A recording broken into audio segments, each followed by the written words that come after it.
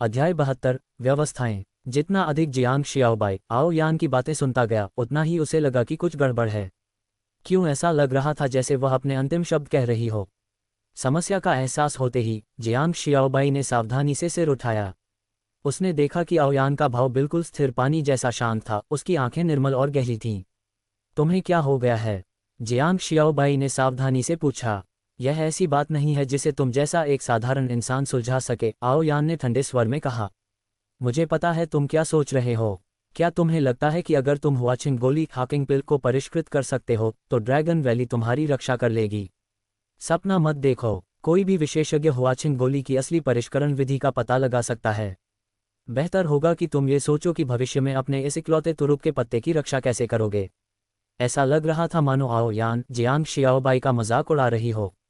लेकिन जियांग शियाओबाई के दिल में एक गर्माहट महसूस हुई। वह जानता था कि आओयान उसे सिखा रही है और उसकी परवाह कर रही है।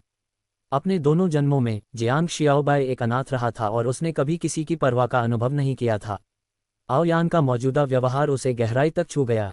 उसने चुपचाप ये निश्चय किया कि वह इस जीवन मरण के संकट को अवश्य सुलझाएगा। क्या तुम्हें मेरी बात पर विश्वास नहीं है?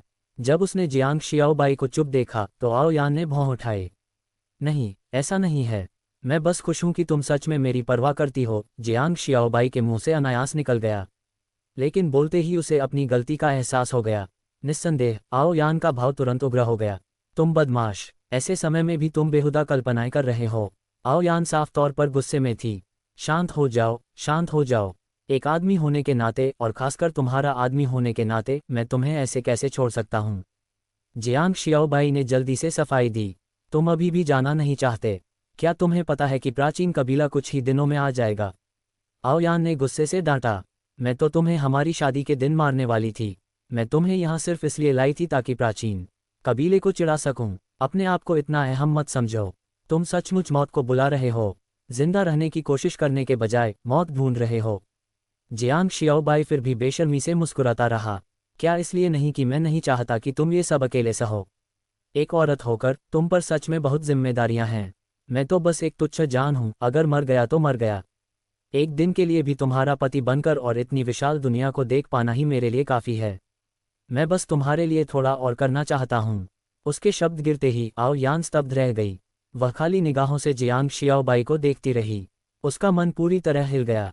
तुम कुछ कहने की जरूरत नहीं। मैं पूरी कोशिश करूंगा कि तुम्हारे लिए और कर सकूं।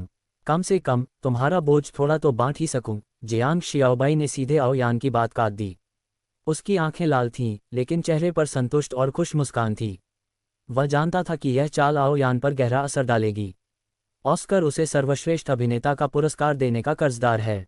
मैं पहले ही बहुत संतुष्ट हूं। बस अफसोस यह है कि शायद भविष्य में तुम्हारे लिए खाना बनाने का मौका नहीं मिलेगा। एक पल के लिए आओयान को बहुत बेचैनी महसूस हुई। यह एक जटिल भावना थी जिसे उसने अपने 100 साल के जीवन में कभी नहीं जाना था। इस क्षण वह बहुत चिड़चिड़ी महसूस कर रही थी। एक ऐसी चिड़चिड़ाहट जिसका कोई कारण वह समझ नहीं पा रही थी। कमरे में सन्नाटा छा गया। आओयान ने कुछ नहीं कहा और जियांग शियाओबाई भी चुप रहा। एक बिस्तर पर पालथी मारकर बैठी थी, दूसरा जमीन पर बने अस्थायी बिस्तर पर लेटा हुआ था। ये स्थिति सुबह होने तक बनी रही। ये पहली बार था जब आओयान ने अपनी दिनचर्या तोड़ी और साधना नहीं की। उसका मन पूरी तरह जियांग शियाओबाई के शब्दों से भरा हुआ था। इससे आओयान सोचने लगी, क्या जियांग शियाओबाई सच में ये सब उसके भले के लिए कर रहा था? आंखें खोलकर बाहर का उजला आकाश देखकर आओयान ने गहरी सांस ली। छोड़ो, इन बातों के बारे में अब मत सोचो। पहले उन बूढ़ों से निपटना होगा। दिल में ठंडी हंसी के साथ आओयान उठी और कमरे से बाहर चली गई। जैसे ही वह बाहर निकली, जियांग शियाओबाई ने आंखें खोल दीं। वह खाली नज़र से छत की कड़ी को देखने लगा। अजीब है, कल रात तो साफ अभिनय था, फिर मुझे इतना असहज क्यों लग रहा है? क्या सच में मुझे इस औरत से प्यार हो गया है? ऐसा कैसे हो सकता है? जियांग शियाओबाई उलझन में था। शुरुआत में वह सिर्फ जिंदा रहना चाहता था, इसलिए आओयान की टांग से चिपका हुआ था। लेकिन अब धीरे धीरे उसे एहसास हुआ कि एक ठंडी दिखने वाली औरत उसके जीवन में प्रवेश कर चुकी है। मैं क्या सोच रहा हूँ?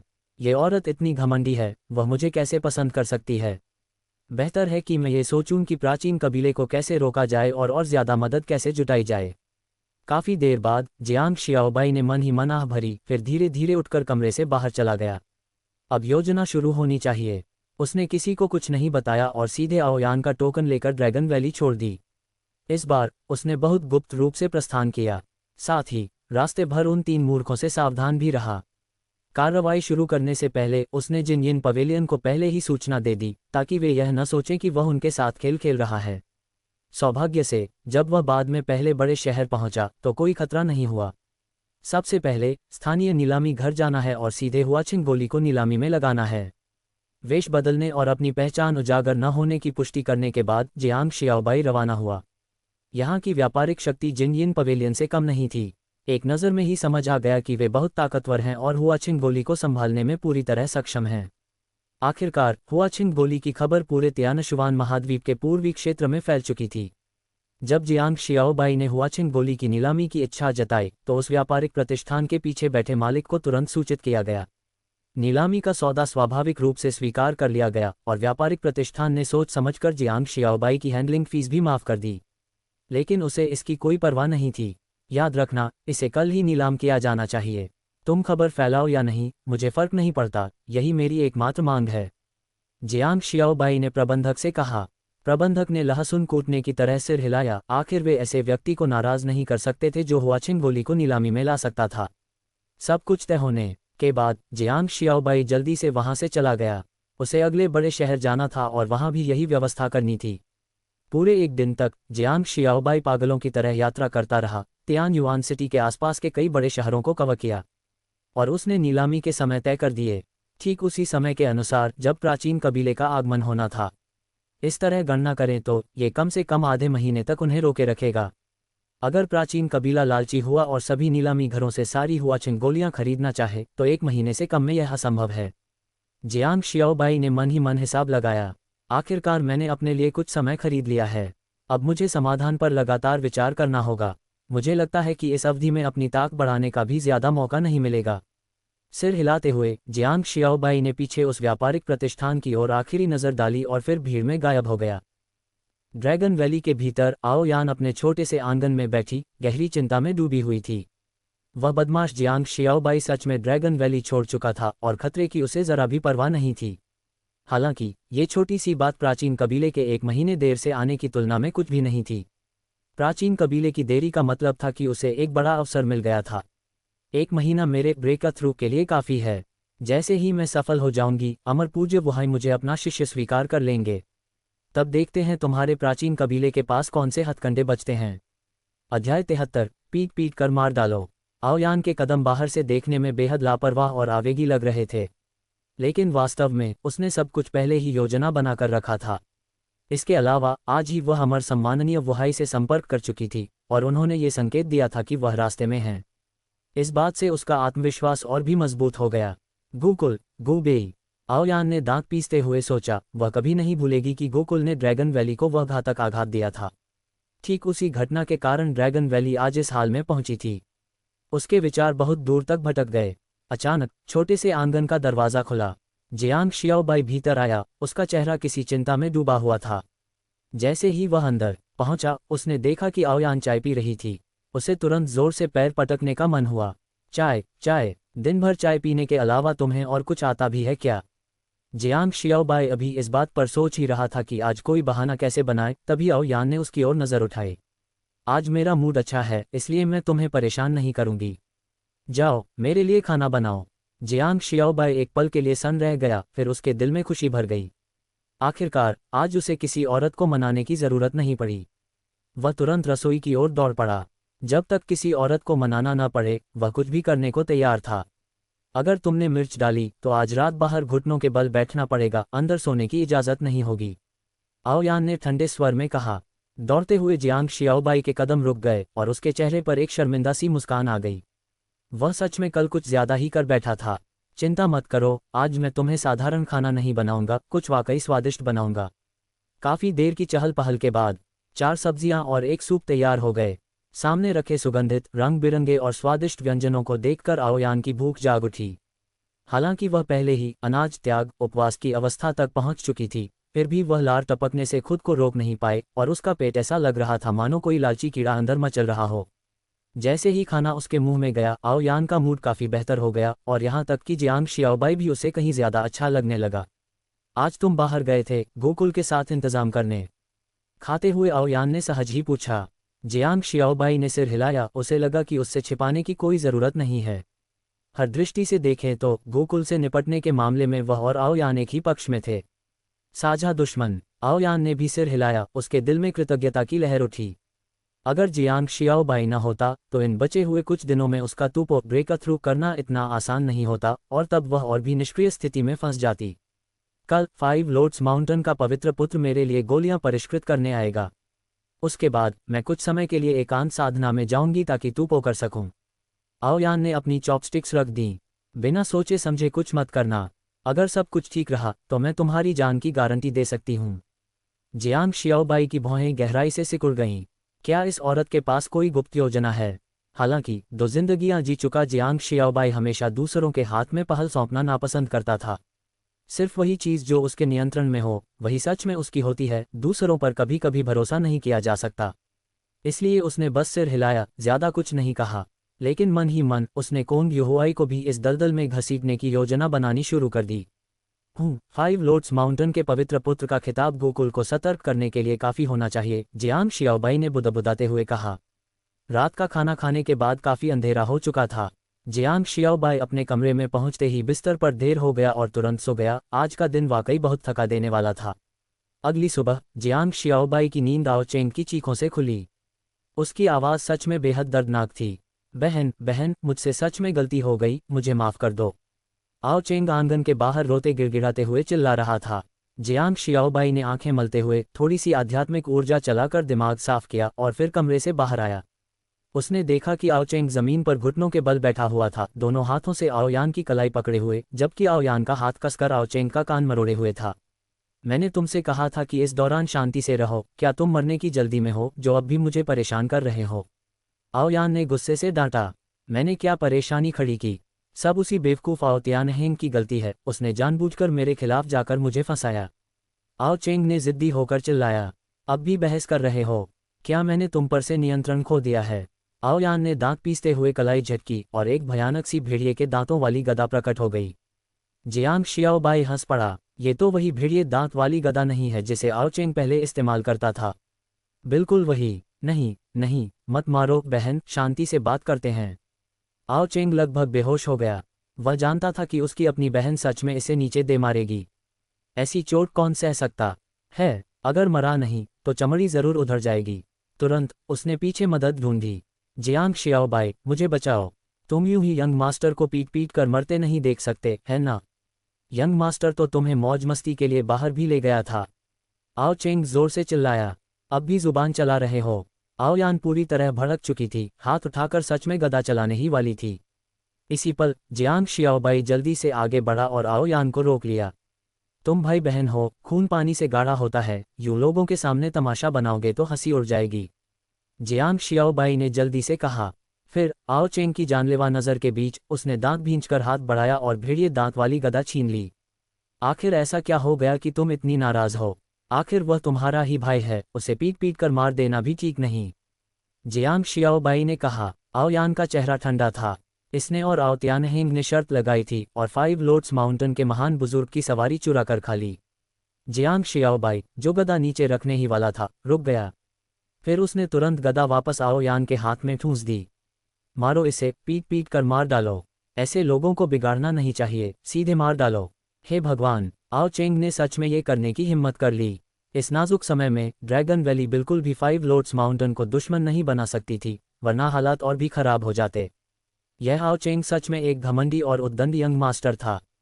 घमंडी और उद्दंड होने के अलावा उसे कुछ भी समझ नहीं थी।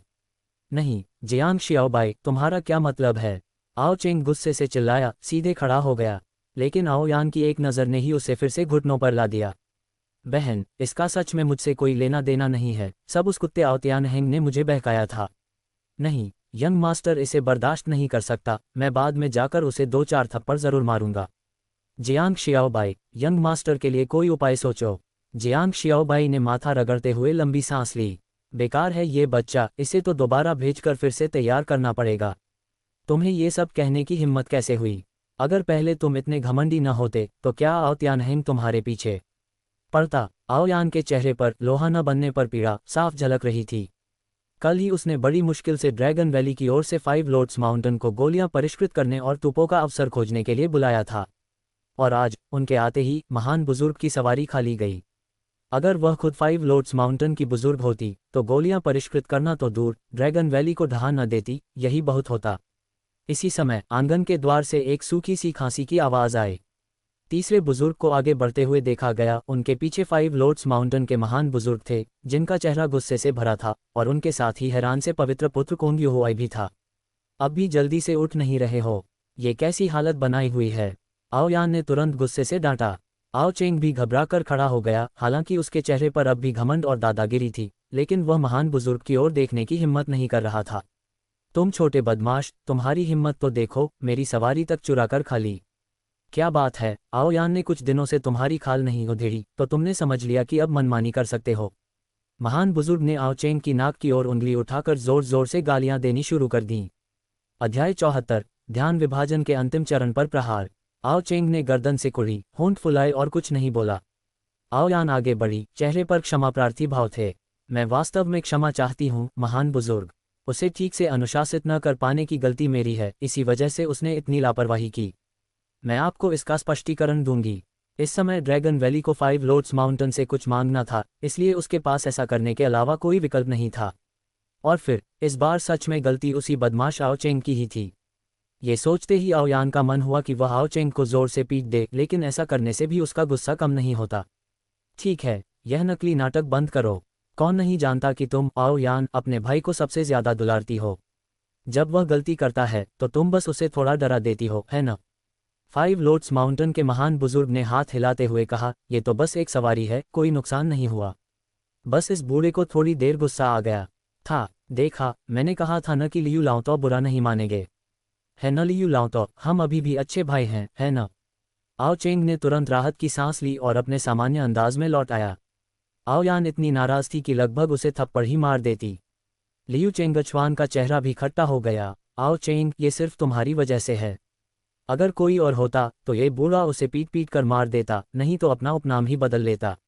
आओ चेंग मुस्कुराता रहा, जरा भी विचलित नहीं हुआ। भाई आओ चेंग, भाई जियांग, बहुत दिनों बाद मिले। इसी समय कोंग युहुआई भी मुस्कुराते हुए आगे आया। जियांग शियाओबाई स्वाभाविक रूप से बहुत उत्साही था और तुरंत उससे मिलने गया। ओह संत पुत्र, कुछ ही दिनों में और भी ज्यादा सुंदर हो गए हो। अगर बाहर निकलो तो महिला साधक शायद लगातार चीखती रहेंगी, जियांग शियाओबाई हंसते हुए बोला। बाकी सबके चेहरे काले पड़ गए। कोंग युहुआई का भाव भी कुछ अटपटा हो गया। भाई जियांग, आप मजाक कर रहे हैं? रूप रंग के मामले में ये कनिष्ठ आप और भाई आओ चेंग की तुलना कहाँ कर सकता है? ओह बिल्कुल सही, बहुत अच्छा कहा। ये युवा स्वामी तो बेहद आकर्षक और सुंदर है, चेहरा जैद जैसा। सुंदरता के मामले में मैं कभी किसी से नहीं डरता। आओ चेंग जोर से हंसा, इतनी अच्छी बात कह दी है तो आज रात मैं दावत दूंगा। जब तक नशे में न हो जाएं, घर नहीं लौटेंगे। चुप रहो, आओ यान ने गुस्से में डांटा, दिन भर कभी गंभीर नहीं रहते। हटो यहाँ से। उसे डांटने के बाद आओ यान ने सबका स्वागत किया। छोटा सा आंगन मेहमानों से भर गया और उसमें कुछ रौनक आ गई। आओ यान, मैंने सुना है कि तुम इस बार तुपो करने वाली हो। 5 लोर्ड्स माउंटेन के महान बुजुर्ग ने पूछा। हाँ, 1 महीने पहले मैं ध्यान विभाजन के प्रारंभिक चरण से मध्य चरण में पहुंची थी। अब मुझे लगता है कि मुझे देव परिवर्तन के अंतिम चरण में तुपो करने का अवसर है। आओ यान ने चाय की चुस्की लेते हुए शांत स्वर में कहा। ये शब्द सुनते ही पूरा स्थान हंगामे में बदल गया। 1 महीने में ध्यान विभाजन के मध्य चरण तक पहुंचना ही बड़ी बात है, और अब तुम देव परिवर्तन के अंतिम चरण में तुपो करने की कोशिश कर रही हो। कोंग युहुआई स्तब्ध रह गया। ये कैसी साधना प्रतिभा थी? सिर्फ 1 महीने में इतनी तेज प्रगति। यहाँ तक कि जियांग शियाओबाई भी दंग रह गया। उसे लगा कि सिस्टम होने के बावजूद शायद वह भी ऐसा न कर पाता। आओ यान की साधना प्रतिभा और संभावनाएं सचमुच अजेय थीं। आओ यान का भाव शांत ही रहा। मेरा रक्तवंश लगातार जागृत हो रहा है और उसने मुझे कई सुविधाएं दी हैं। लियू चेंगछुआन को तब अचानक समझ आया। तो यही बात है, रक्तवंश की शक्ति वास्तव में शक्तिशाली और प्रभुत्वशाली होती है। हालांकि प्रारंभिक साधना कठिन होती है, लेकिन एक बार रक्तवंश जागृत हो जाए तो शक्ति बहुत ही भयानक गति से बढ़ती है। मुझे अभी एक ऐसे औषधि की आवश्यकता है जो मेरे भीतर की रक्तवंशीय शक्ति को उत्प्रेरित कर सके। शायद तभी मैं वास्तव में तुपो कर पाऊंगी, आओ यान ने कहा। लियू चेंगछुआन ने आंखें बंद की और गहरी सोच में डूब गया। बाकी लोगों के भी अलग अलग भाव थे। जियांग शियाओबाई ने आंखें थोड़ी सक्रिय की और मन ही मन इसकी व्यवहार्यता का हिसाब लगाने लगा। उसके पास लाओजुन की कीमिया थी। इस क्षेत्र में अगर वह खुद को दूसरा कहे तो पहला कहने की हिम्मत कौन करेगा। कुछ सोच विचार के बाद उसे पता चला कि यह बस संभव नहीं था। अगर रक्तवंशीय शक्ति को जबरदस्ती उत्प्रेरित किया जाए तो यह उसकी संभावनाओं को निचोड़ देगा। ये कहा जा सकता है कि शक्ति बढ़ाने की यह एक बहुत बड़ी कीमत होती है और उसके बाद स्वयं की संभावनाएं तेजी से गिर जाती हैं। यह इसके लायक नहीं था। ये जीवन शक्ति उधार लेकर जीवन काल के बदले जीने जैसा था जो अर्थहीन था। हालांकि वह ये जानता था, फिर भी वह अभी कुछ कह नहीं सकता था। उसे हमेशा लगता था कि आओयान के पास ऐसा करने का अपना कोई प्लान है। बिना सोचे समझे बोल देना आओयान की योजना के क्रियान्वयन में बाधा डाल सकता था। अरे तुम क्या सोच रहे हो? आओ चेंग ने अचानक जियांग शियाओबाई के कंधे पर चुटकी ली। चलो बदला लेने चलते हैं। नहीं बड़े भाई, क्या आप जरा ठीक से पेश नहीं आ सकते? यह एक निर्णायक समय है। जियांग शियाओबाई बेहद असहाय महसूस कर रहा था। ठीक से पेश आना या नहीं, क्या फर्क पड़ता है? मैं बता रहा हूँ, ये युवा स्वामी अभी बहुत गुस्से में है और इसके परिणाम गंभीर होंगे। आओ चेंग ने गंभीरता से कहा, तुम्हारे पास अभी भी एक थप्पड़ बचा है न? चलो इस युवा स्वामी को आओ त्यानहेंग से निपटने ले चलो। ये भाई कौन को ड्रैगन वैली घुमाने का भी अच्छा मौका है। ये कहकर जियांग शियाओबाई को कुछ कहने का मौका दिए बिना उसने सीधे जियांग शियाओबाई और कोंग युहुआई को बाहर खींच लिया। वह कह रहा था कि वह कोंग युहुआई को ड्रैगन वैली का नज़ारा दिखाना चाहता है। इस समय आओ यान और बाकी लोग महत्वपूर्ण मामलों पर चर्चा कर रहे थे और आओ चेंग को संभालने का समय नहीं था। उसने उसे चेतावनी दी लेकिन ज्यादा ध्यान नहीं दिया। तीनों इसी तरह छोटे आंगन से बाहर निकल गए। भाई जियांग वाकई काबिल हैं। मुझे उम्मीद नहीं थी कि आप ड्रैगन वैली के दामाद हैं। कोंग युहुआई ने मुस्कुराते हुए जियांग शियाओबाई को देखा। उसकी नज़र में जियांग शियाओबाई की कीमिया कला आओयान के योग्य होने के लिए पर्याप्त थी। उसमें क्या ताकत है, बस किस्मत अच्छी थी। आओ चेंग ने लापरवाही से हाथ हिलाते हुए कहा, चलो भाई कोंग, आज मैं तुम्हें कुछ मज़ेदार चीज़ें दिखाने ले चलता हूँ। क्या हम सच में झगड़ा करने जा रहे हैं? जियांग शियाओबाई ने चिंता से पूछा। और क्या, ये युवा स्वामी हमेशा मौके पर ही बदला लेता है, अगले दिन तक इंतजार नहीं करता। अगर तुम नहीं गए तो तुम मेरा अपमान कर रहे हो और फिर मैं तुम्हारी परवाह नहीं करूंगा। आओ चेंग ने कहा और उसके चेहरे पर फिर से चालाक मुस्कान उभर आई। फिक्र मत करो, इस बार मैं तुम्हें यूं ही मदद नहीं करने दूंगा। अगर तुम्हें कुछ चाहिए तो सीधे बता देना। ठीक है, तुमने कहा है। जियांग शियाओबाई बेबस था और उसे मानना ही पड़ा। वैसे भी वह भी अभी काफी चिढ़ा हुआ था और सच में किसी पर गुस्सा निकालना चाहता था। फिर आओ चेंग और जियांग शियाओबाई साजिश करने लगे। कोंग युहुआई उन्हें देख रहा था। दोनों के चेहरे पर चालाक भाव थे और न जाने क्यों उसकी रीढ़ में ठंडक दौड़ गई। उसके अवचेतन ने उसे बताया कि ये दोनों लोग अच्छे नहीं हैं। इसी समय अपने महल में आत्मसंतुष्ट आओ त्यानहेंग को अचानक छींक आ गई। अजीब है, कौन मुझे कोस रहा है? आओ त्यानहेंग ने नाक सूंघी, फिर ज्यादा नहीं सोचा, सीधे दरवाजा खोला और बाहर निकल गया। आज उसने आखिरकार पहले वाले थप्पड़ का बदला ले लिया था और उसका दिल खुशी से भरा हुआ था। चलते समय उसके कदम भी कहीं हल्के हो गए थे। अच्छे मूड में आओ त्यानहेंग को लगा कि उसकी साधना में भी काफी प्रगति हुई है। बिना झिझक वह तुरंत सातवें बुजुर्ग के साधना स्थल की ओर दौड़ पड़ा। उनके कुछ मार्गदर्शन से उसे लगा कि वह तुपो कर सकता है। हालांकि आओ त्यानहेंग ने यह नहीं देखा कि एक मच्छर उसके पीछे पीछे आ रहा था। जल्द ही आओ त्यानहेंग साधना स्थल में प्रवेश कर गया। सातवें बुजुर्ग वहां नहीं थे और आओ त्यानहेंग ने समय बर्बाद नहीं किया। वह सीधे पद्मासन में बैठ गया और साधना करने लगा, तुपो का अवसर तलाशते हुए। साधना स्थल के प्रवेश द्वार पर वह अंदर चला गया है। साधना कर रहा है, ये हमला करने का अच्छा मौका है।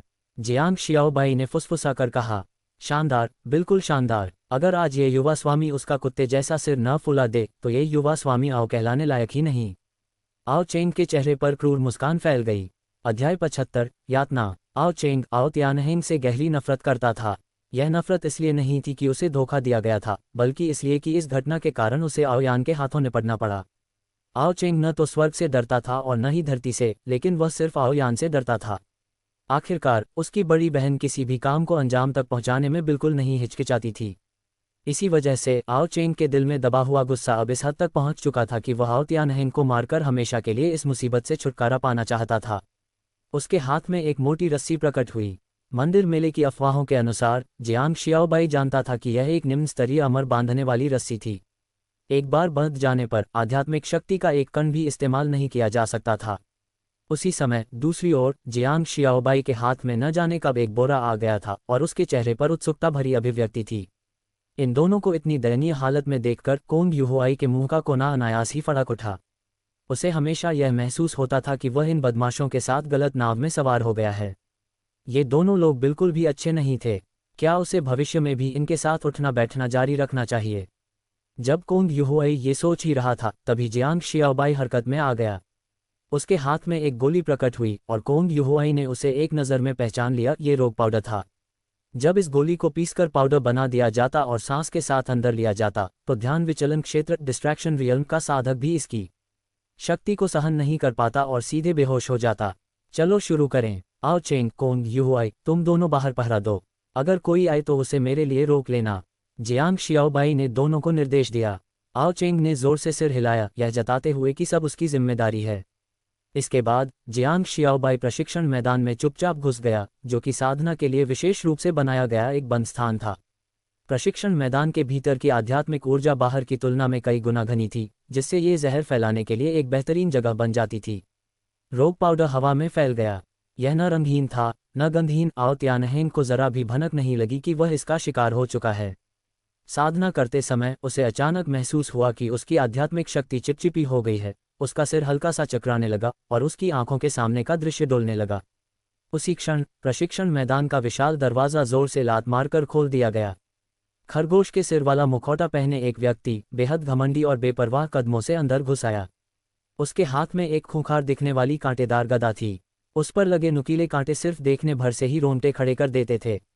आओ त्यानहेंग ने सहज रूप से खड़े होकर बचाव करना चाहा, लेकिन जैसे ही उसने अपनी आध्यात्मिक शक्ति को चलाया, उसका सिर और भी ज्यादा चकराने लगा।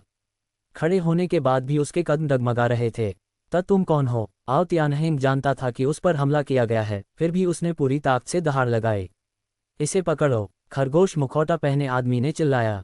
आओ त्यानहेंग कुछ समझ पाता उससे पहले ही उसने महसूस किया कि उसे किसी चीज से ढक दिया गया है और उसकी आंखों के सामने सब कुछ धुंधला सा हो गया। स्पर्श से लगा कि यह एक बोरा था। मुझे सच में बोरे में डाल दिया गया। यह आओ त्यानहेंग का आखिरी होश में किया गया विचार था। अगले ही पल उसके सिर पर जोरदार वार पड़ा और वह तुरंत बेहोश हो गया। जियांग शियाओबाई ने बोरे का मुंह मजबूती से बांधा और हाथ घुमाकर आओ त्यानहेंग को अपनी पीठ पर उठा लिया। वह बिल्कुल किसी मानव तस्कर जैसा लग रहा था। चलो, किसी को पता नहीं चलना चाहिए, धीमी आवाज में कहते हुए जियांग शियाओबाई बोरे को ढोते हुए तुरंत बाहर भाग गया। द्वार पर खड़ा कोंग युहुआई ये दृश्य देखकर स्तब्ध रह गया।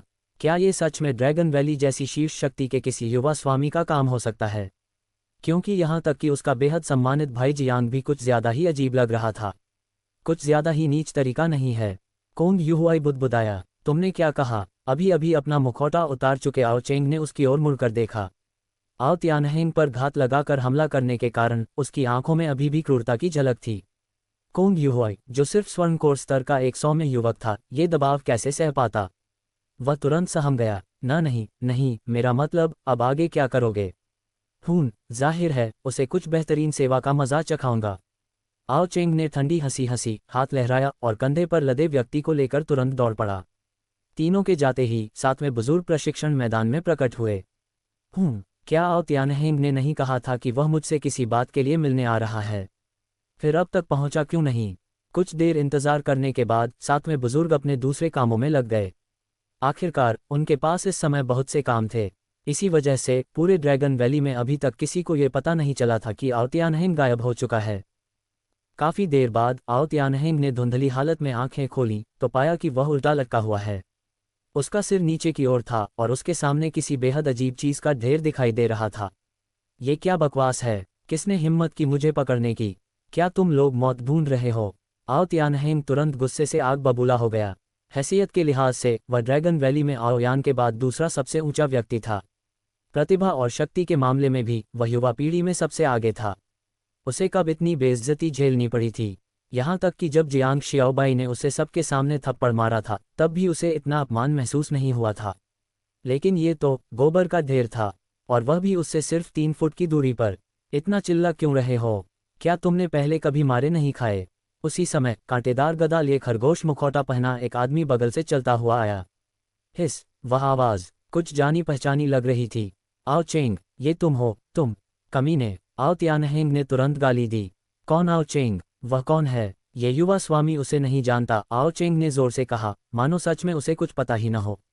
उसी समय एक छोटा भालू मुखौटा पहने कोंग युहुआई ने जल्दी से बगल से कहा, तुम्हारा बोलने का ढंग तुम्हें पकड़वा देता है। ओह, आओ चेंग ने झेपते हुए सिर खुजलाया। उसकी आदत युवा स्वामी कहना शायद कभी नहीं जाने वाली थी। उल्टा लटका आओ त्यानहेंग पूरी तरह स्याह चेहरे के साथ रह गया। उसके माथे की नसें उभर आईं, अपमान से उसका शरीर कांप रहा था। आओ चेंग, तुम कुत्ते, तुमने मुझ पर हाथ उठाने की हिम्मत कैसे की? क्या तुम्हें मौत से डर नहीं लगता? क्या बकवास कर रहे हो? मुझे कुछ समझ नहीं आ रहा। आओ चेंग ने कान खुजाया और लापरवाही से गदा को आओ त्यानहेंग के शरीर पर दे मारा। तुरंत ही आओ त्यानहेंग का शरीर जख्मों से भर गया। दृश्य बेहद भयानक था। हरामजादे आओ चेंग, अगर हिम्मत है तो मुझे नीचे उतार, देखता हूँ कैसे तुम्हें जिंदा छोड़ता हूँ। आओ त्यानहेंग गुस्से से दहाड़ा। लेकिन आओ चेंग ऐसा कैसे कर सकता था? वह आओ त्यानहेंग का अपमान करते हुए बेरहमी से गदा बरसाता रहा। शुरुआत में आओ त्यानहेंग गालियां देता रहा। बाद में, क्योंकि आओ चेंग ने उसे इतनी जोर से पीटा और उसके पास अपनी रक्षा के लिए कोई आध्यात्मिक शक्ति नहीं थी, उसे मजबूरन रहम की भीख मांगनी पड़ी। अगर वह ऐसा न करता तो सच में पीट पीट कर मार दिया जा सकता था। ये नतीजा वह किसी भी हालत में स्वीकार नहीं कर सकता था। कमीने, आखिर तुम करना क्या चाहते हो? आओ त्यानहेंग ने आओ चेंग को घूरते हुए कहा। उसका चेहरा खून से लथपथ था। कुछ खास नहीं, बस रास्ते से गुजर रहा था और तुम्हारा चेहरा पसंद नहीं आया तो तुम्हें पीट दिया। क्या इसमें कोई दिक्कत है? आओ चेंग ने बहुत ही आराम से कहा, अगर कोई आपत्ति है तो बता दो।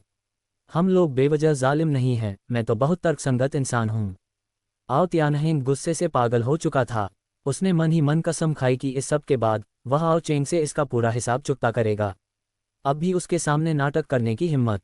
क्या वह उसे बेवकूफ़ समझता है? उसी क्षण एक और बदहाल सा व्यक्ति उनके पास आया। इस आदमी ने ऐसा मुखौटा पहना था जो उसके चेहरे का ऊपरी हिस्सा ढकता था, सिर्फ मुंह खुला हुआ था। वह अपने मुंह में शहद डाल रहा था। बहुत मीठा है, चाहोगे तो चख कर देखो। जियांग शियाओबाई मुस्कुराते हुए आओ त्यानहेंग के पास आया और बोला, अध्याय 76, तुम गोद में सुअर लेकर क्यों भाग रहे हो? आओ त्यानहेंग ने दांत भींच लिए। उसका पूरा शरीर कांप रहा था, नसें फूली हुई थीं। उसकी आंखें खून से लाल थीं और आंखों में भरी हुई हत्या की भावना अब किसी भी तरह काबू में नहीं रह गई थी। कितनी बड़ी बेइज्जती! यह आदमी जरूर वही निकम्मा सा साधारण मनुष्य जियांग शियाओबाई ही होगा। उसे इस तरह अपमानित करने की हिम्मत कैसे हुई? तुम आखिर चाहते क्या हो? आओ चेंग, जियांग शियाओबाई, है न? मैं तुम दोनों को सलाह देता हूं कि ज्यादा हद मत पार करो। जब मैं नीचे उतर गया, अगर मैंने तुम्हें नहीं मारा तो मैं सिर के बल खड़े होकर गंध खाऊंगा। आओ त्यानहेंग गुस्से से बेकाबू हो गया। लेकिन आओ चेंग की अगली बात ने तो उसे खून की उल्टी करने पर मजबूर कर दिया। तुम अभी खा सकते हो, अगर सामने वाला ताज़ा न लगे तो मैं तुम्हारे लिए और ले आता हूँ। ऐसी मांग तो पूरी करनी ही चाहिए, जियांग शियाओबाई ने भी बगल से कहा। तुम आओ त्यानहेंग को ऐसा लगा मानो उसका दिमाग जल रहा हो, और सच में उसके पीछे से धुआं उठ रहा था। क्योंकि उसके पीछे कोंग युहुआई कुछ जला रहा था, जिससे बहुत सारा धुआं फैल रहा था। यह क्या है, बदमाश? तुम मुझे कब तक बेवकूफ़ बनाते रहोगे? आओ त्यानहेंग ने शरीर मरोड़ते हुए जोर जोर से दहाड़ लगाए। जियांग शियाओबाई ने उसे पूरी तरह अनदेखा किया और आओ चेंग से बात करने लगा। वह रानी मधुमक्खी अभी थोड़ी ज्यादा ही खतरनाक थी। शुक्र है मैं तेज भाग गया, नहीं तो पूरा शरीर फोड़े फुंसियों से भर जाता। ये कहते हुए जियांग शियाओबाई ने हाथ में पकड़े शहद के डिब्बे को तौला। क्या सच में एक और लेना चाहते हो? अरे, वापस जाकर खाना। जल्दी चलो, नहीं तो बाद में अगर वे पीछा करने आ गए तो मुसीबत हो जाएगी। आओ चेंग चिल्लाया। जियांग शियाओबाई के हाथ से शहद छीन लिया और उसे आओ त्यानहेंग के कूल्हों और चेहरे पर मलने लगा। शहद की चिकनी चिपचिपी अनुभूति महसूस करते ही आओ त्यानहेंग का चेहरा भ्रम से भर गया। यह आखिर है क्या? रुक जाओ! उसे अचानक जियांग शियाओबाई की पहले कही बात याद आ गई, रानी मधुमक्खी। इसी पल उसे सब समझ आ गया। आखिरकार उसे पता चल गया कि ये दोनों हरामजादे क्या करने वाले हैं। तुरंत ही आओ त्यानहेंग पूरी तरह पागल हो गया। हरामजादों, कुत्तों के झुंड, तुम लोग बिल्कुल बेशर्म हो, नीच और घिनौने, तुम सब की मौत अच्छी नहीं होगी। थप्पड़! आओ चेंग ने हाथ उठाया और उसके सिर पर एक जोरदार थप्पड़ मारा। चिल्ला क्यों रहा है? चुप रहो, शहद बर्बाद कर रहे हो तुम। आओ चेंग, अगर मैंने तुम्हें नहीं मारा तो मैं कसम खाता हूँ। आओ त्यानहेंग अभी और धमकी देना चाहता था, लेकिन जियांग शियाओबाई ने उसकी बदबूदार जुराब उसके मुंह में ठूंस दी। तीनों ने तेजी से काम किया, शहद को आओ त्यानहेंग के गालों और कूल्हों पर अच्छी तरह लगा दिया। फिर कोंग युहुआई ने सफ़ेद धुआं हटा दिया और तीनों जल्दी से वहां से निकल गए। वहां केवल आओ त्यानहेंग ही हवा में लटका रह गया, छटपटाता और तड़पता हुआ, लेकिन बेकार। जब आओ चेंग ने उसे बांधा था तो उसने पूरी सावधानी बरती थी। घने जंगल में आओ-त्यानहीन की दबाई हुई कराहें गूंजने लगीं। समय धीरे धीरे बीतता गया। हवा चलने पर चारों ओर फैला धुआं छट गया। आसपास का दृश्य साफ दिखाई देने लगा। इस समय आओ-त्यानहीन को पता चल गया कि वह कहाँ है। ये ड्रैगन वैली के पीछे की पर्वत श्रृंखला थी और इसी के भीतर बेहद आक्रामक पागल मधुमक्खियों का एक छत्ता था। पागल मधुमक्खियां बेहद उग्र और चिड़चिड़ी होती हैं। अगर कोई भी उनकी सीमा में घुसने की हिम्मत करे तो वे पूरी ताकत से हमला कर देती हैं।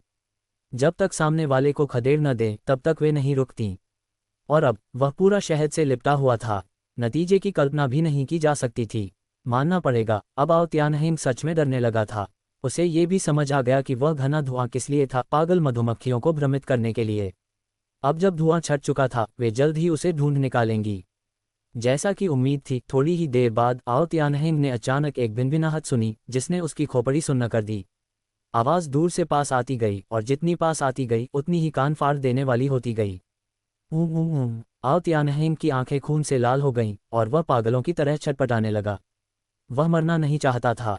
उसने देखा कि मधुमक्खियों का एक विशाल झुंड काले बादल की तरह उसकी ओर बढ़ रहा था और उनका लक्ष्य साफ तौर पर वही था। उसी क्षण आओ-त्यानहीन ने संघर्ष करना छोड़ दिया, क्योंकि उसे पता था कि अब उसका छटपटाना पूरी तरह बेकार है। एक ही पल में मधुमक्खियों के झुंड ने उसे पूरी तरह ढांक लिया। आओ चेंग जियांग शियाओबाई, मैं चाहता हूं कि तुम मर जाओ।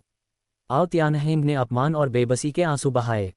ड्रैगन वैली के आंतरिक चौक में जियांग शियाओबाई और बाकी दोनों कंधे से कंधा मिलाकर चल रहे थे। हर एक के हाथ में शहद की बर्फी पॉप्सिकल थी, जिसे जियांग शियाओबाई ने अभी अभी एक ऐसे ड्रैगन वैली शिष्य से बनवाया था जो बर्फ सील करने की तकनीक जानता था। पॉप्सिकल चूसते हुए कोंग युहुआई चिंतित दिखाई दिया। भाई जियांग, क्या इससे किसी की जान चली जाएगी? जियांग शियाओबाई ने लापरवाही से हाथ हिलाया। नहीं, नहीं मरेगा। बस कुछ मधुमक्खियों के डंक हैं। कौन है जिसे कभी मधुमक्खी ने नहीं काटा? इसके अलावा क्या हमने पहले ही एक ड्रैगन वैली के बुजुर्ग को उसे बचाने नहीं भेज दिया? वह लड़का काफी मजबूत है, ठीक रहेगा। जियांग शियाओबाई की बातें सुनकर कोंग युहुआई लगभग अपनी ही लार में घुट गया।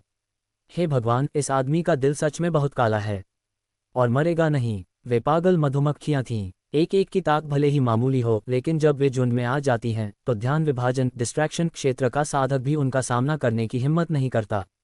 एक पल के लिए कोंग युहुआई के दिल में ये ख्याल आया कि यह बेचारा आओ-त्यानहीन शायद बड़ी मुसीबत में है। उसके साथ ऐसा किया गया, अगर वह न मरा तो ये किसी चमत्कार से कम नहीं होगा।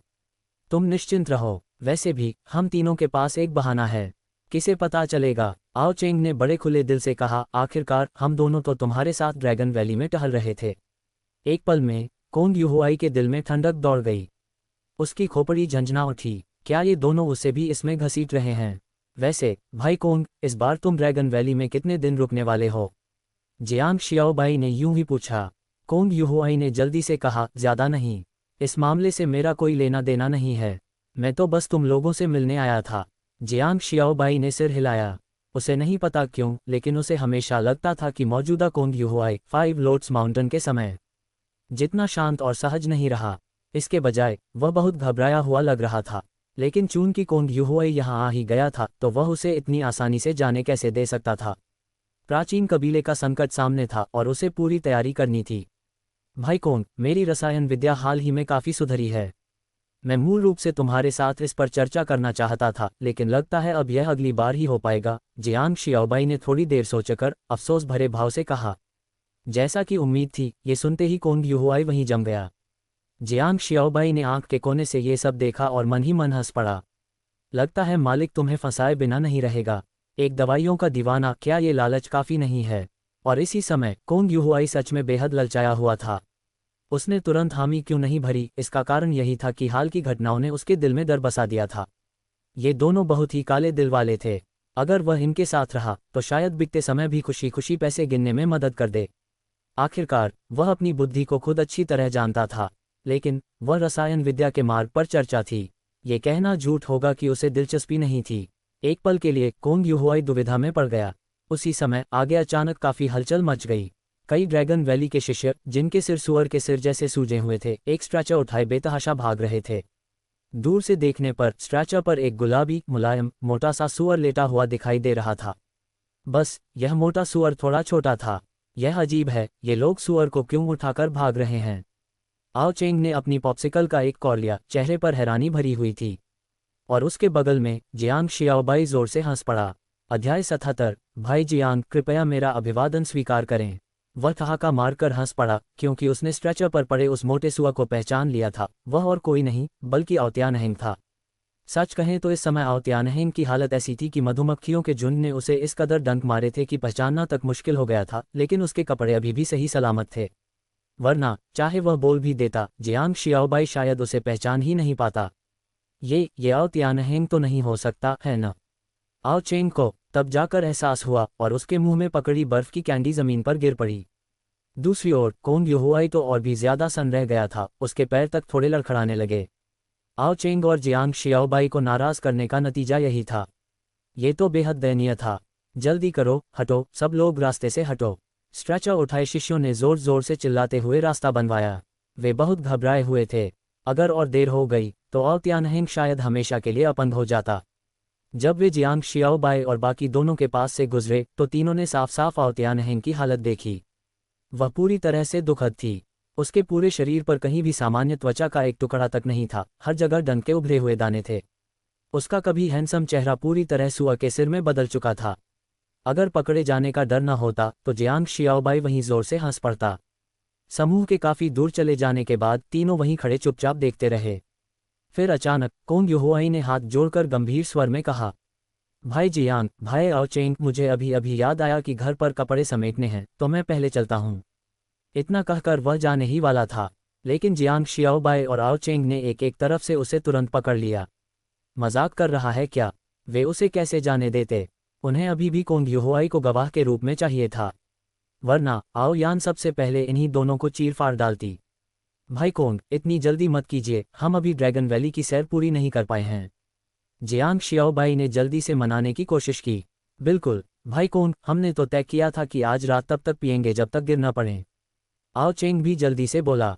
बीच में फंसा कोंग युहुआई समझ नहीं पा रहा था कि जाए या रुके, लेकिन वह ये जरूर समझ गया था कि आज शायद वह जा नहीं पाएगा। काफी देर की खामोशी के बाद कोंग युहुआई ने कहा, मेरे ख्याल से क्यों न हम कोई जगह ढूंढकर कुछ समय के लिए छिप जाएं। जियांग शियाओबाई और आओ चेंग भी चुप हो गए। असल में जियांग शियाओबाई का इरादा सिर्फ आओ त्यानहेंग को थोड़ा सबक सिखाने का था, लेकिन किसे पता था कि वह आदमी इतना आज्ञाकारी निकलेगा। मधुमक्खियों का झुंड आया और उसे छिपना तक नहीं सूझा, बस खड़ा रहा और उन्हें बेधड़क डंक मारने दिया। क्या ही सीधा सादा मूर्ख है। अगर आओ त्यानहेंग को जियांग शियाओबाई के मन की बात पता चल जाती तो वह जरूर उछलकर उसे थूक देता। कमबख्त, तुम लोगों ने मुझे अमर बंधन रस्सी से बांध रखा था, मैं भागता कैसे? चलो चलो, कुछ समय के लिए छिप जाना ही बेहतर है। जियांग शियाओबाई ने कहा, अरे हाँ आओ चेंग, तुमने पहले कहा था न कि मैं जो चाहूँ मांग सकता हूँ। हाँ बताओ क्या चाहिए। ये यंग मास्टर कोई गलत आदमी नहीं है। जियांग शियाओबाई की चमकती आंखें देखकर आओ चेंग को थोड़ा असहज लगा। क्या सोच रहे हो? मुझे बस कुछ आध्यात्मिक जड़ी बूटियां चाहिए, जाकर ले आओ। छोटी सी बात। इसके बाद तीनों चौक से निकल गए और पहले ड्रैगन वैली के खजाने में पहुंचे, जहां आओ चेंग ने जरूरी जड़ी बूटियां निकाली। फिर वे ड्रैगन वैली के पीछे की पर्वत श्रृंखला में चले गए। संक्षेप में उन्हें कुछ समय के लिए छिपना था, घाटी में एक छोटे से झरने के पास। जियांग शियाओबाई ने स्वर्गीय कारीगरी की अग्नि को समेट लिया और अपने हाथ में एक चपल सी गोली पकड़ी, जो जैद जैसी दिख रही थी और उससे गहन आभा निकल रही थी। उसके पास खड़ा कोंग युहुआई अत्यंत उत्साह से देख रहा था। पहले उसे लगता था कि वह और जियांग शियाओबाई एक ही स्तर पर हैं, लेकिन अब ऐसा लग रहा था कि दोनों की तुलना ही नहीं की जा सकती। दूसरे पक्ष के तरीके उससे कहीं आगे थे। कोंग युहुआई को तो ये तक संदेह होने लगा कि क्या उसका गुरु 5 लोर्ड्स माउंटेन का स्वामी भी इस स्तर तक पहुंच सकता है या नहीं। भाई जियांग, ये किस तरह की गोली है? कोंग युहुआई ने चमकती आंखों से पूछा। कुछ खास नहीं, यह आओ यान के लिए है, उसके काम आएगी। जियांग शियाओबाई ने सहजता से कहा, लेकिन यही लहजा कोंग युहुआई को भीतर तक हिला गया। उसने इस गोली का नुस्खा कभी सुना तक नहीं था और इसे परिष्कृत करने की विधि भी उसने पहले कभी नहीं देखी थी। क्या इसे यूं ही सहजता से बना लिया गया? भाई जियांग, सच सच बताए, हमारे बीच कितना बड़ा अंतर है? कोंग युहुआई ने बेहद गंभीरता से पूछा। जियांग शियाओबाई ने होंठ चटखाए, उसे अचानक थोड़ा अजीब लगा। इसे कैसे समझाए? खास खास, सच कहूं तो भाई कोंग, तुम और मैं अलग अलग रास्तों पर हैं। इसका क्या मतलब? मतलब ये कि तुम रसायन विद्या कीमिया के मार्ग पर हो और मैं अनुसंधान और विकास के मार्ग पर हूँ। सीधे शब्दों में कहूँ तो मैं नए उत्पाद विकसित करता हूँ। नए उत्पाद विकसित करना, यानी नई प्रकार की गोलियों पर शोध करना। जियांग शियाओबाई ने ताली बजाई। बिल्कुल वही। साफ साफ कहूँ तो वह हुआछिंग गोली जानते हो ना, वह मैंने ही शोध की थी। ये कहते समय जियांग शियाओबाई काफी गर्व से भर गया। कोंग युहुआई को अपनी नाव में बांधने के लिए उसे पूरी तरह कायल करना जरूरी था। ये चाल तो सीधा तुरुप का इक्का थी। कोंग युहुआई का फंसना तय था। और सच में कोंग युहुआई पूरी तरह से हिल गया। नई गोली विकसित कर पाना हर कीमियागर का जीवन लक्ष्य होता है। कीमिया मूलतः अभ्यास से पूर्णता की ओर जाती है। जब समझ एक निश्चित स्तर तक पहुंच जाती है तब उच्च स्तरीय गोलियों को चुनौती दी जाती है। लेकिन अगर कोई व्यक्ति हुआछिंग गोली जैसी नई गोली पर शोध कर ले तो उसका नाम इतिहास में दर्ज हो जाता है। इस क्षण कोंग युहुआई के मन में जियांग शियाओबाई के प्रति श्रद्धा चरम पर पहुंच चुकी थी। उसके मन में बस एक ही विचार था, ड्रैगन वैली में रहकर जियांग शियाओबाई से मन लगाकर सीखना। भाई जियांग, कृपया मेरा प्रणाम स्वीकार करें। अचानक कोंग युहुआई खड़ा हुआ और जिद करके जियांग शियाओबाई को प्रणाम करने लगा। ये देखकर जियांग शियाओबाई पूरी तरह घबरा गया और जल्दी से उसे रोकने उठा। नहीं नहीं नहीं, मैं ये स्वीकार नहीं कर सकता। नहीं भाई जियांग, आपको यह अवश्य स्वीकार करना चाहिए। कोंग युहुआई ने गंभीरता से कहा, अग्निविष हर साधक को सताने वाला अभिशाप है, जैसे हड्डियों में गड़ा हुआ फोड़ा जो असहनीय पीड़ा देता है। लेकिन अब हुआछिंग गोली के आने से अनगिनत लोगों को आशा की एक किरण दिखाई दी है। पूरे साधना जगत के लिए आप एक महान उपकारी हैं, एक महान व्यक्ति हैं। कृपया भाई जियांग, इनकार न करें, मेरा प्रणाम स्वीकार करें। इन शब्दों से जियांग शियाओबाई को थोड़ी शर्मिंदगी हुई और वह केवल प्रणाम स्वीकार कर सका। इस बार कोंग युहुआई पूरी तरह से आश्वस्त हो चुका था। अब उसका जीवन लक्ष्य ही जियांग शियाओबाई बन चुका था और उसकी नज़र में दूसरे के लिए उन्मत्त श्रद्धा झलक रही थी। भाई जियांग, आपकी पिछली शिक्षाओं के लिए धन्यवाद, युहुआई को बहुत लाभ हुआ है। युहुआई की एक विनती है, मैं चाहता हूं कि भाई जियांग मुझे हुआछिंग गोली की परिष्करण विधि सिखाएं। भाई जियांग निश्चिंत रहें, युहुआई इसका उपयोग केवल शोध के लिए करेगा और किसी को नहीं बताएगा। कोंग युहुआई ने उम्मीद भरी निगाहों से जियांग शियाओबाई को देखा। जियांग शियाओबाई का चेहरा शांत था, लेकिन भीतर से वह बेहद खुश था। उसे पता था कि मछली कांटे में फंस चुकी है। खांस खांस, तुम जानते हो, ऐसी चीजें। जियांग शियाओबाई ने बात अधूरी छोड़ दी। उसका मतलब साफ था, वह इसे यूं ही फैलाना नहीं चाहता। कोंग युहुआई भी इसकी अहमियत जानता था और हतोत्साहित नहीं हुआ। कोई बात नहीं, मैं इसकी अनमोलता समझता हूँ, लेकिन मुझे विश्वास है कि एक न एक दिन मैं भाई जियांग का दिल जरूर जीत लूंगा और अपनी सच्ची निष्ठा दिखा दूंगा। उसने दृढ़ स्वर में कहा। बगल में खड़ा आओ चेंग होंठ सिकुड़कर बोला, अरे छोड़ो भी, तुम बस हमारा गवाह नहीं बनना चाहते थे। ऐसा कैसे हो सकता है? मैंने ऐसा कब कहा? तुम्हें गलतफहमी हुई होगी। वैसे भी क्या आज पूरा दिन हम तीनों ड्रैगन वैली की सैर ही नहीं कर रहे थे? अध्याय 78। ये तो सच में खाल उधेड़ देने वाला है। ये सुनते ही जियांग शियाओबाई और आओ चेंग दोनों हक्के बक्के रह गए। जियांग शियाओबाई जिज्ञासा से भरा हुआ कोंग युहुआई के पास गया और उसे ऊपर से नीचे तक लगातार देखने लगा। उसकी इस निगाह से कोंग युहुआई की पलकें फड़कने लगीं। भाई जियांग, तुम ऐसा क्यों देख रहे हो?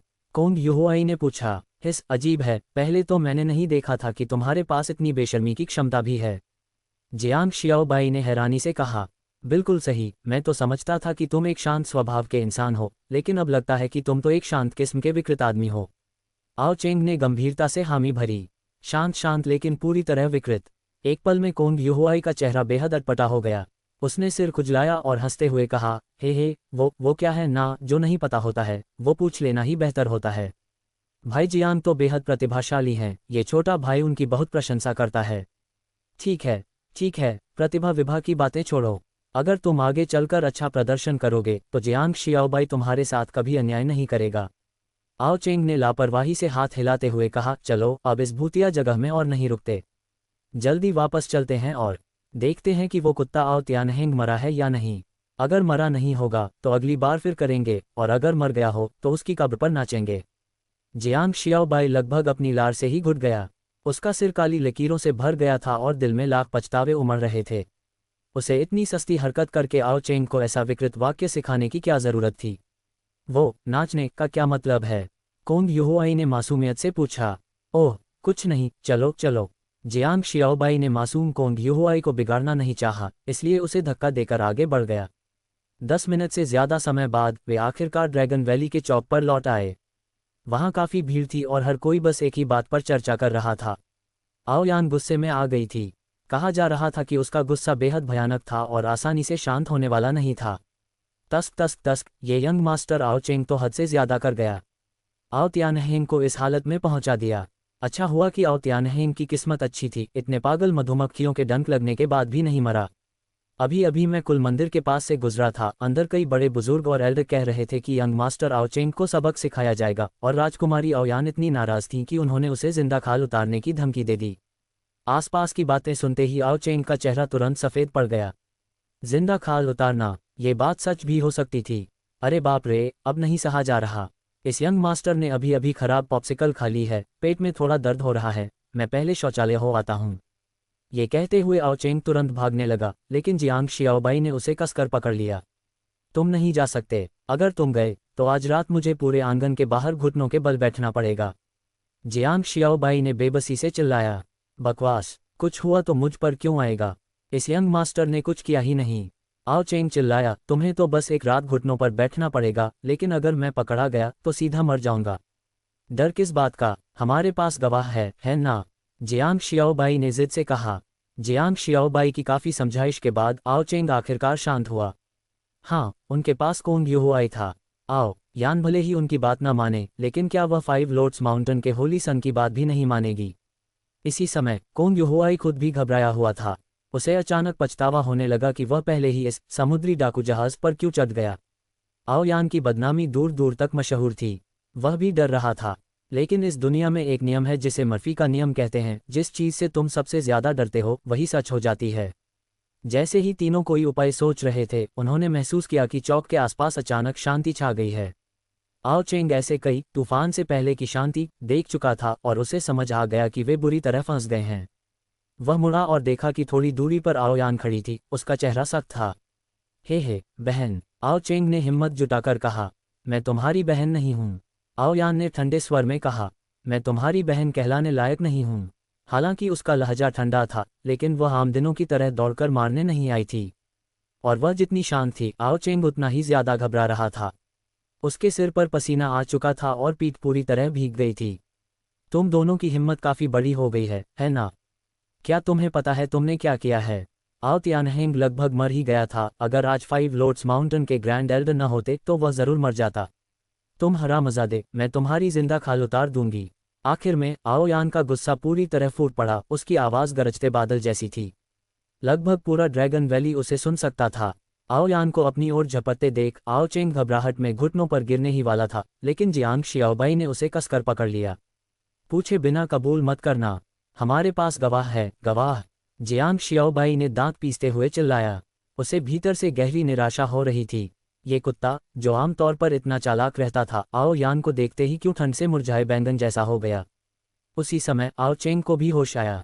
बहन, तुम क्या कह रही हो? आज जियांग शियाओबाई और मैं 5 लोर्ड्स माउंटेन के होली सन के साथ ड्रैगन वैली घूम रहे थे। आओ चेंग ने जल्दी से कहा। हाँ भाई, कौन गवाही दे सकते हैं? जियांग शियाओबाई ने हंसते हुए कहा और कोंग युहुआई को आगे धकेल दिया। कोंग युहुआई पूरी तरह हक्का बक्का रह गया। उसने पहले कभी आओ यान को इतना डरावना नहीं देखा था, उसके पैर कांप रहे थे। अब जियांग शियाओबाई द्वारा जबरदस्ती आगे धकेले जाने पर वह बस जबरन मुस्कुराकर हिम्मत जुटाकर बोल सका। बिल्कुल सही, भाई जियांग और भाई आओ चेंग आज पूरा दिन मेरे साथ ड्रैगन वैली घूम रहे थे। हमें नहीं पता कि क्या हुआ। जैसे ही उसने ये कहा, दौड़ती हुई आओ यान भौहें सिकुड़ते हुए लगभग 10 कदम की दूरी पर रुक गई। उसके चेहरे पर गहरी उलझन थी, लेकिन जियांग शियाओबाई ने तेजी से देखा कि आओ यान की मुट्ठियां और ज्यादा कसती जा रही थीं। अगर आओ तियानहेंग ने सच न बताया होता तो मैं सच में तुम्हारी इस बकवास पर यकीन कर लेती। आओ यान अचानक गरजी, आगे बढ़ी, आओ चेंग का कान पकड़ा और जोर से खींच लिया। तुरंत पूरे चौक में एक दिल दहला देने वाली चीख गूंज उठी। सुबह काटते समय भी इतनी भयानक चीख नहीं निकलती। आसपास के सभी लोग ये सुनकर सिहर उठे, अपने कान धांक लिए और पीछे हट गए। डर था कि कहीं आओ चेंग का खून उन पर न छिटक जाए। बहन, मुझ पर भरोसा करो, हमने सच में कुछ नहीं किया। वो सब उस कुत्ते आओ तियानहेंग की बदनामी है। आओ चेंग दर्द से चीखता रहा। उसकी दयनीय हालत देखकर सच कहें तो कोंग युहुआई उस पर लगभग पेशाब करने ही वाला था। लेकिन उसे पता था कि अब कहानी पर टिके रहना ही होगा, वरना आओ यान सच में उसकी खाल उधेड़ सकती थी। राजकुमारी, कृपया छोड़ दीजिए, हमने सच में कुछ नहीं किया, कोंग युहुआई ने कहा। सच में? लेकिन आओ तियानहेंग ने कहा है कि यह सब जियांग शियाओबाई और आओ चेंग ने किया। आओ यान ने भौं उठाए। होली सन, क्या आप उनके लिए झूठी गवाही दे रहे हैं? ऐसा कैसे हो सकता है? ये सच में हम नहीं थे। कोंग युहुआई ने दबाव सहते हुए जोर से कहा। ये सुनकर आओ यान को कुछ शक हुआ। क्या ऐसा हो सकता है कि 5 लोर्ड्स माउंटेन का होली सन भी इसमें शामिल हो और जानबूझकर झूठी गवाही दे रहा हो? खैर, असल में वह बिल्कुल यही कर रहा था। इसके बाद कोंग युहुआई की कई बार की समझाइश और आओ चेंग के बेहद मासूम और पीड़ित चेहरे को देखकर आओ यान ने आखिरकार उसे छोड़ दिया। अच्छा है कि मेरे भाई ने यह नहीं किया। अगर ऐसा है तो मैं होली सन से अनुरोध करती हूँ कि वे दोनों के लिए गवाही दें। चलो, कुल मंदिर चलते हैं। ये कहते ही आओ यान बिना और कुछ कहे तीनों को लेकर सीधे कुल मंदिर की ओर चल दी। कुल मंदिर पहुंचने के बाद कोंग युहुआई लगातार झूठ पर झूठ बोलता रहा, जिससे ड्रैगन वैली के सभी बुजुर्ग असमंजस में पड़ गए। वे एक दूसरे की ओर देखने लगे, समझ नहीं आ रहा था कि क्या किया जाए। उसी समय एक शिष्य दौड़ता हुआ अंदर आया और चिल्लाकर बोला, आओ तियानहेंग पूरी तरह होश में आ गया है। अध्याय 79, 3 लीटर खून की उल्टी। जैसे ही यह खबर फैली, ड्रैगन वैली के बुजुर्गों की भौहें कसकर सिकुड़ गईं। सच कहें तो उस समय की वास्तविक स्थिति उन्हें ठीक पता नहीं थी। जब आओ तियानहेंग को वहां लाया गया था तब वह पहले से ही होश हवास खो चुका था। लगातार आओ चेंग और जियांग शियाओबाई के नाम बुदा रहा था और फिर बेहोश हो गया। उनके पास और कोई विकल्प नहीं था, वह सबसे बड़ा संदिग्ध था। लेकिन अब उनके पास एक गवाह था, 5 लोर्ड्स माउंटेन का होली सन। क्या ये गवाही पर्याप्त थी? इतने भारी वजन वाली पहचान के साथ ड्रैगन वैली स्वाभाविक रूप से इस गवाही पर अविश्वास नहीं कर सकती थी। ठीक उसी समय आओ तियानहेंग पूरी तरह होश में आ चुका था, इसलिए वे उससे जाकर पूरी बात स्पष्ट रूप से पूछ सकते थे। ऐसा करते हैं, हम सब मिलकर तियानहेंग की हालत देखने चलते हैं और साथ साथ यह भी जान लेते हैं कि आखिर हुआ क्या था। एक बुजुर्ग ने भौहें उठाते हुए कहा। सभी ने सहमति में सिर हिलाया। जियांग शियाओबाई और बाकी 2 लोगों ने एक दूसरे की ओर नजर डाली। उनका मतलब साफ था, बस कहानी पर टिके रहना है। अब वे तीनों सचमुच एक ही रस्सी से बंधे टिड्डे थे, अगर एक भी पकड़ा गया तो सब कुछ खत्म। परिणाम बेहद गंभीर होते। कम से कम किसी की तो खाल उधरनी ही थी। बेशक वे बहाना बनाकर न जाने की कोशिश भी कर सकते थे। लेकिन उसी वक्त आओ यान ने दिव्य सहायता दे दी। चलो, मेरा छोटा भाई निर्दोष है तो हम क्यों न जाएं? आओ यान ने ठंडे चेहरे से कहा, मानो आओ तियानहेंग के जानबूझकर आओ चेंग को फंसाने से वह नाराज हो। ये चाल उन्हें पूरी तरह मुश्किल में डालने वाली थी। चलो फिर, हमें किस बात का डर? वैसे भी मैंने आज उस आदमी को देखा तक नहीं। आओ चेंग ने ठंडे स्वर में सूंघते हुए कहा, मानो उसने सच में कुछ किया ही न हो। जब बात यहाँ तक आ ही गई तो सभी क्लान श्राइन से निकल पड़े और आओ तियानहेंग के निवास स्थान की ओर चले गए। 5 लोर्ड्स माउंटेन के ग्रैंड एल्डर लियू चेंगचुआन पहले ही आओ तियानहेंग की हालत जांच चुके थे और कह चुके थे कि सब कुछ स्थिर है। हालांकि उसकी जान को कोई खतरा नहीं है, लेकिन अगले कुछ दिनों तक वह बिस्तर से उठ नहीं पाएगा, न ही आध्यात्मिक शक्ति का संचालन कर सकेगा, वरना जहर के फिर से भड़कने का खतरा है, लियू चेंगचुआन ने कहा। ड्रैगन वैली के कई ग्रैंड एल्डरों ने सिर हिलाया, फिर बिस्तर पर लेटे आओ तियानहेंग की ओर देखा। उनमें से कोई भी उसे सीधे देखने की हिम्मत नहीं कर पा रहा था। हालांकि वह ठीक हो चुका था, फिर भी उसका शरीर इतना सूजा हुआ था कि पहचान में ही नहीं आ रहा था, मानो पानी में भीगी मूली हो।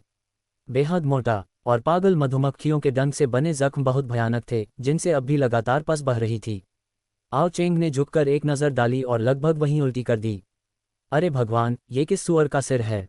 पूरा सड़ चुका है। आओ चेंग जोर से चिल्लाया। इससे तुरंत आओ यान की ठंडी नज़र उस पर पड़ी और साथ ही आओ तियानहेंग भी चौंक गया, जिसकी चेतना अभी भी कुछ धुंधली थी। उसने अचानक सिर घुमाकर आओ चेंग की ओर देखा, सीधे हाथ उठाकर उसकी ओर इशारा किया। उसकी आंखों में क्रोध और हत्या की मंशा पूरी तरह बेनकाब थी। क्या देख रहा है? क्या यह मैंने किया? आओ चेंग ने आओ तियानहेंग की ओर इशारा करते हुए गुस्से में पलटकर कहा, यंग मास्टर पर दोष मत मनो, यंग मास्टर ने तो आज तुम्हें देखा तक नहीं। कमीने! आओ तियानहेंग दहाड़ा, मुंह से खून उगलते हुए। तू कुत्ते जैसा निकृष्ट जीव, वही था। तू और वह निकम्मा जियांग शियाओबाई, तुम दोनों ने मुझे लगभग मार ही डाला। वह पागल मधुमक्खियों का पूरा झुंड था, पूरा झुंड। वो हमेशा घमंडी और दबंग रहने वाला आओ तियानहेंग सचमुच रो पड़ा। अब भी उस यातना को याद करते ही उसकी रूह कांप उठती थी। मौजूद सभी लोग स्तब्ध रह गए। वह रो क्यों रहा था? ग्रैंड एल्डर, यह आओ चेंग ही था। उन्होंने घटिया तरीकों का इस्तेमाल किया। जब मैं साधना में ध्यान लगाए हुए था तो मुझे बेहोश कर लिया, फिर मुझे उठाकर ले गए, बांध दिया और पागल मधुमक्खियों के हवाले कर दिया। आपको उसे मार डालना चाहिए। आओ तियानहेंग उठ बैठा, ग्रैंड एल्डर के हाथ को पकड़कर रोने चिल्लाने लगा। उसका चेहरा पस से भरा था, जो ग्रैंड एल्डर के हाथ पर बहने लगी, जिससे वे बेहद घिन से भर गए। तुरंत ही ग्रैंड एल्डर ने आओ चेंग की ओर देखा, उनका चेहरा सर्द पड़ गया। आओ चेंग, अब तुम्हारे पास क्या कहने को बचा है? आओ तियानहेंग ने साफ कह दिया है कि यह तुमने किया। बकवास। आओ चेंग तुरंत चिल्लाया, ये कुत्ते जैसा आदमी हमेशा मुझसे दुश्मनी रखता है, ये जानबूझकर मुझे फंसा रहा है। यंग मास्टर आज पूरे समय 5 लोर्ड्स माउंटेन के होली सन के साथ ड्रैगन वैली घूम रहा था। मैंने उसे देखा ही नहीं, तो यह मैं कैसे हो सकता हूँ? इसके अलावा क्या यंग मास्टर में उसे बेहोश करने की क्षमता है? वह नेसेंट सोल स्तर का साधक है, उसे बेहोश कर देना हास्यास्पद है। पास ही सातवें बुजुर्ग ने भी सिर हिलाया। वाकई, तर्क के अनुसार आओ तियानहेंग को बेहोश करने वाली एकमात्र चीज़ वाग्रांड डिस्पर्सल हो सकती है, लेकिन वह वस्तु अत्यंत दुर्लभ और कीमती है और उसके इस्तेमाल के बाद बहुत स्पष्ट निशान छोड़ती है जिन्हें कोई भी साधक महसूस कर सकता है। लेकिन प्रशिक्षण स्थल पर ऐसे किसी निशान का अस्तित्व नहीं था। मुझे ऐसा कुछ महसूस नहीं हुआ। सातवें बुजुर्ग की बातों में काफ़ी विश्वसनीयता थी और जो उन्होंने कहा वह सच भी था। आओ तियानहेंग पूरी तरह हक्का बक्का रह गया, बेचैन हो उठा। नामुमकिन, वही आओ चेंग था। क्या मैं उस कुत्ते जैसी चीज़ की आवाज़ भी गलत पहचान लूँगा? हाँ, तुमने कहा कि तुमने सिर्फ आवाज़ सुनी। क्या कोई यंग मास्टर की आवाज़ की नकल नहीं कर सकता? आओ चेंग ने व्यंग्य से कहा, आखिरकार यंग मास्टर की आवाज़ इतनी चुंबकीय और आकर्षक है, सबको पसंद है न? थप्पड़। आओ यान ने हाथ उठाकर उसे एक थप्पड़ जड़ दिया। क्या तुम थोड़े सभ्य नहीं हो सकते? क्या तुम गंभीर नहीं रह सकते? आओ यान ने ठंडे चेहरे से कहा। तुरंत ही आओ चेंग डर गया और चुप हो गया। अचानक सभी लोग उलझन में पड़ गए। सच कहें तो आओ चेंग पर वास्तव में कोई संदेहजनक बिंदु था ही नहीं। वाग्रांड डिस्पर्सल आवाज़ की नकल। सबसे अहम बात यह थी कि आओ चेंग पूरे समय कोंग युहुआई के साथ था और कोई भी 5 लोर्ड्स माउंटेन के होली सन पर संदेह नहीं करेगा। हकीकत में वे तीनों वाकई पूरे समय साथ थे और उन्होंने मिलकर आओ तियानहेंग को नुकसान पहुंचाने की साजिश भी रची थी। अगर दूसरों को ये पता चल जाता तो शायद वे खुद को ही थप्पड़ मार लेते। तो लगता है कि आओ चेंग ही समस्या नहीं है। ऐसा ही लगता है। आखिर आज सुबह आओ तियानहेंग और आओ चेंग के बीच टकराव हुआ था, इसलिए हम पहले से ही पूर्वाग्रह से ग्रस्त थे। ठीक है, ये निश्चित रूप से आओ चेंग नहीं था। मैं 5 लोर्ड्स माउंटेन के होली सन पर भरोसा करता हूँ। दोनों पक्ष लगातार विश्लेषण करते रहे। सारी जांच पड़ताल के बाद एक बड़ा सवाल सामने आया। आखिर यह किया किसने? क्या फिर से कोई दुष्ट व्यक्ति ड्रैगन वैली में घुस आया था? हालांकि कई संदेहजनक बातें थीं, लेकिन तथ्य यही थे, इसलिए उन्हें मजबूरन छोड़ना पड़ा। उन्होंने ड्रैगन वैली के अंदर के लोगों की जांच जारी रखी और आओ चेंग व बाकी 2 लोगों को रिहा कर दिया। ये परिणाम सुनते ही आओ तियानहेंग ने वहीं 3 लीटर खून की उल्टी कर दी। वह लगभग अपना दिल, जिगर और फेफड़े तक खांस डालने ही वाला था। सबके चले जाने के बाद आओ तियानहेंग का विकृत चेहरा बेहद भयानक हो गया। आओ चेंग, मैं तुम्हें मरवा कर रहूंगा। और वह जियांग शियाओबाई, क्या तुम्हें लगता है कि मुझे नहीं पता ये सब तुम्हारी साजिश थी? मुझे बार बार इस तरह अपमानित करना यह अब बर्दाश्त के बाहर है। आओ तियानहेंग देर तक दहाड़ता रहा, फिर भी उसका गुस्सा शांत नहीं हुआ। इसके बाद उसने मुश्किल से उठकर अपने सेवक को बुलाया। जा, मेरे दादा को ढूंढ कर ला। इस मामले को यूं ही नहीं छोड़ा जा सकता। उन्होंने मुझे इस तरह रौंदा है। यंग मास्टर को बदला लेना ही होगा। मैं उन्हें 100 गुना कीमत चुकवाऊंगा। मैं उन्हें मरवाना चाहता हूँ। सेवक ने जरा भी देर नहीं की और तुरंत आओ तियानहेंग के दादा आओ झानतियान को ढूंढने चला गया। जब आओ झानतियान को ये बात पता चली तो वह इतना क्रोधित हुआ कि उसके कपड़े जोर जोर से फड़फड़ाने लगे।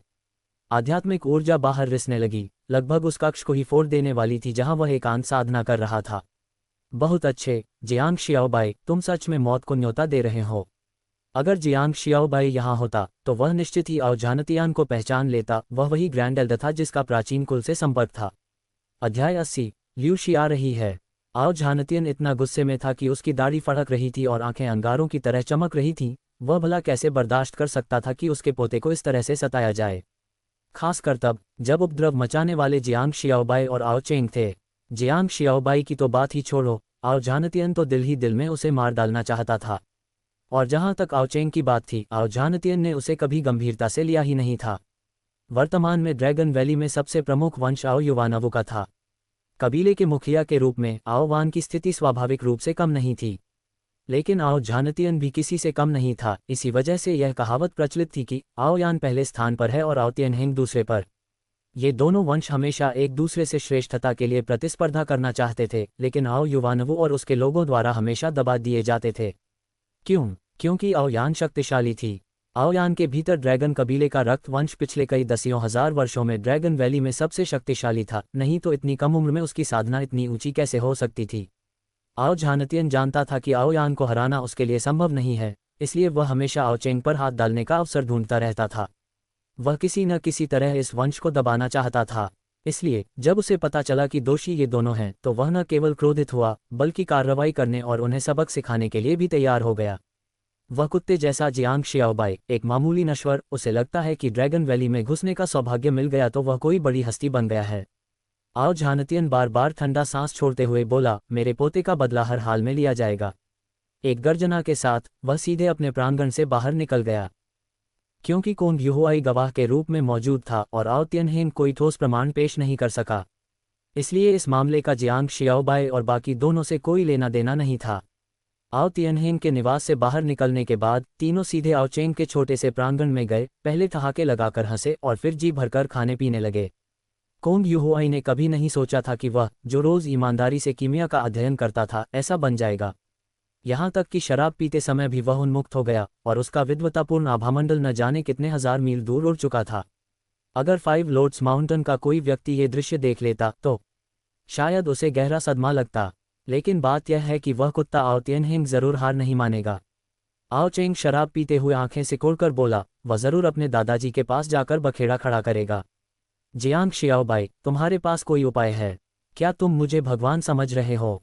जियांग शियाओबाई ने आंखें घुमाई, एक एक कदम करके चलेंगे। ऐसा नहीं है कि मैं हर चीज की पहले से योजना बना सकता हूँ। इस दौरान तुम्हें भी थोड़ा सा भलकर रहना चाहिए। अगर कोई तुम्हें उकसाने या परेशान करने आए तो जल्दबाजी मत करना, नहीं तो सीधे जाल में फंस जाओगे।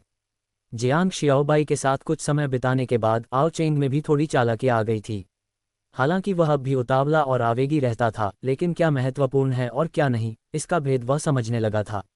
उसे स्वाभाविक रूप से पता था कि अगर आओ झानतियन ने कदम उठाया तो वह ऐसी चीज नहीं होगी जिसे वे जैसे कुछ जूनियर झेल सकें।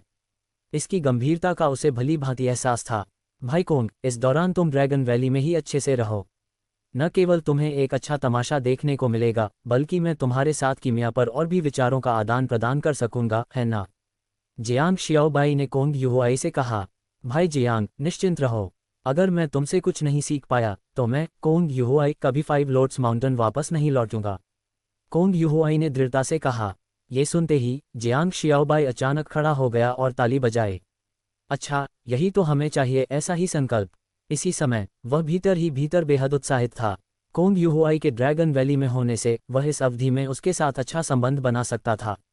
जब प्राचीन कबीले के लोग आएंगे तब दूसरा पक्ष 5 लोर्ड्स माउंटेन का प्रतिनिधित्व कर सकता था और उसकी मदद कर सकता था। उसे विश्वास नहीं था कि उस समय प्राचीन कबीला 5 लोर्ड्स माउंटेन की प्रतिष्ठा की पूरी तरह अनदेखी कर देगा। हालांकि जियांग शियाओबाई जानता था कि यह सबसे पक्का उपाय नहीं है, फिर भी उसके भीतर काफी आत्मविश्वास आ गया था और वह प्राचीन कबीले का सामना करने के लिए और भी निडर हो गया था। आओ आओ आओ, जो कुछ भी मुझे पता है मैं तुम्हें बिना किसी आरक्षण के बता दूंगा। इस जाम को मैं तुम्हारे नाम करता हूँ, इस कामना के साथ कि हम कीमिया के मार्ग पर और आगे बढ़ें। जियांग शियाओबाई ने प्याला उठाते हुए कहा। फिर तीनों ने एक ही बार में उसे खाली कर दिया और दिल खोलकर पीने का आनंद लिया।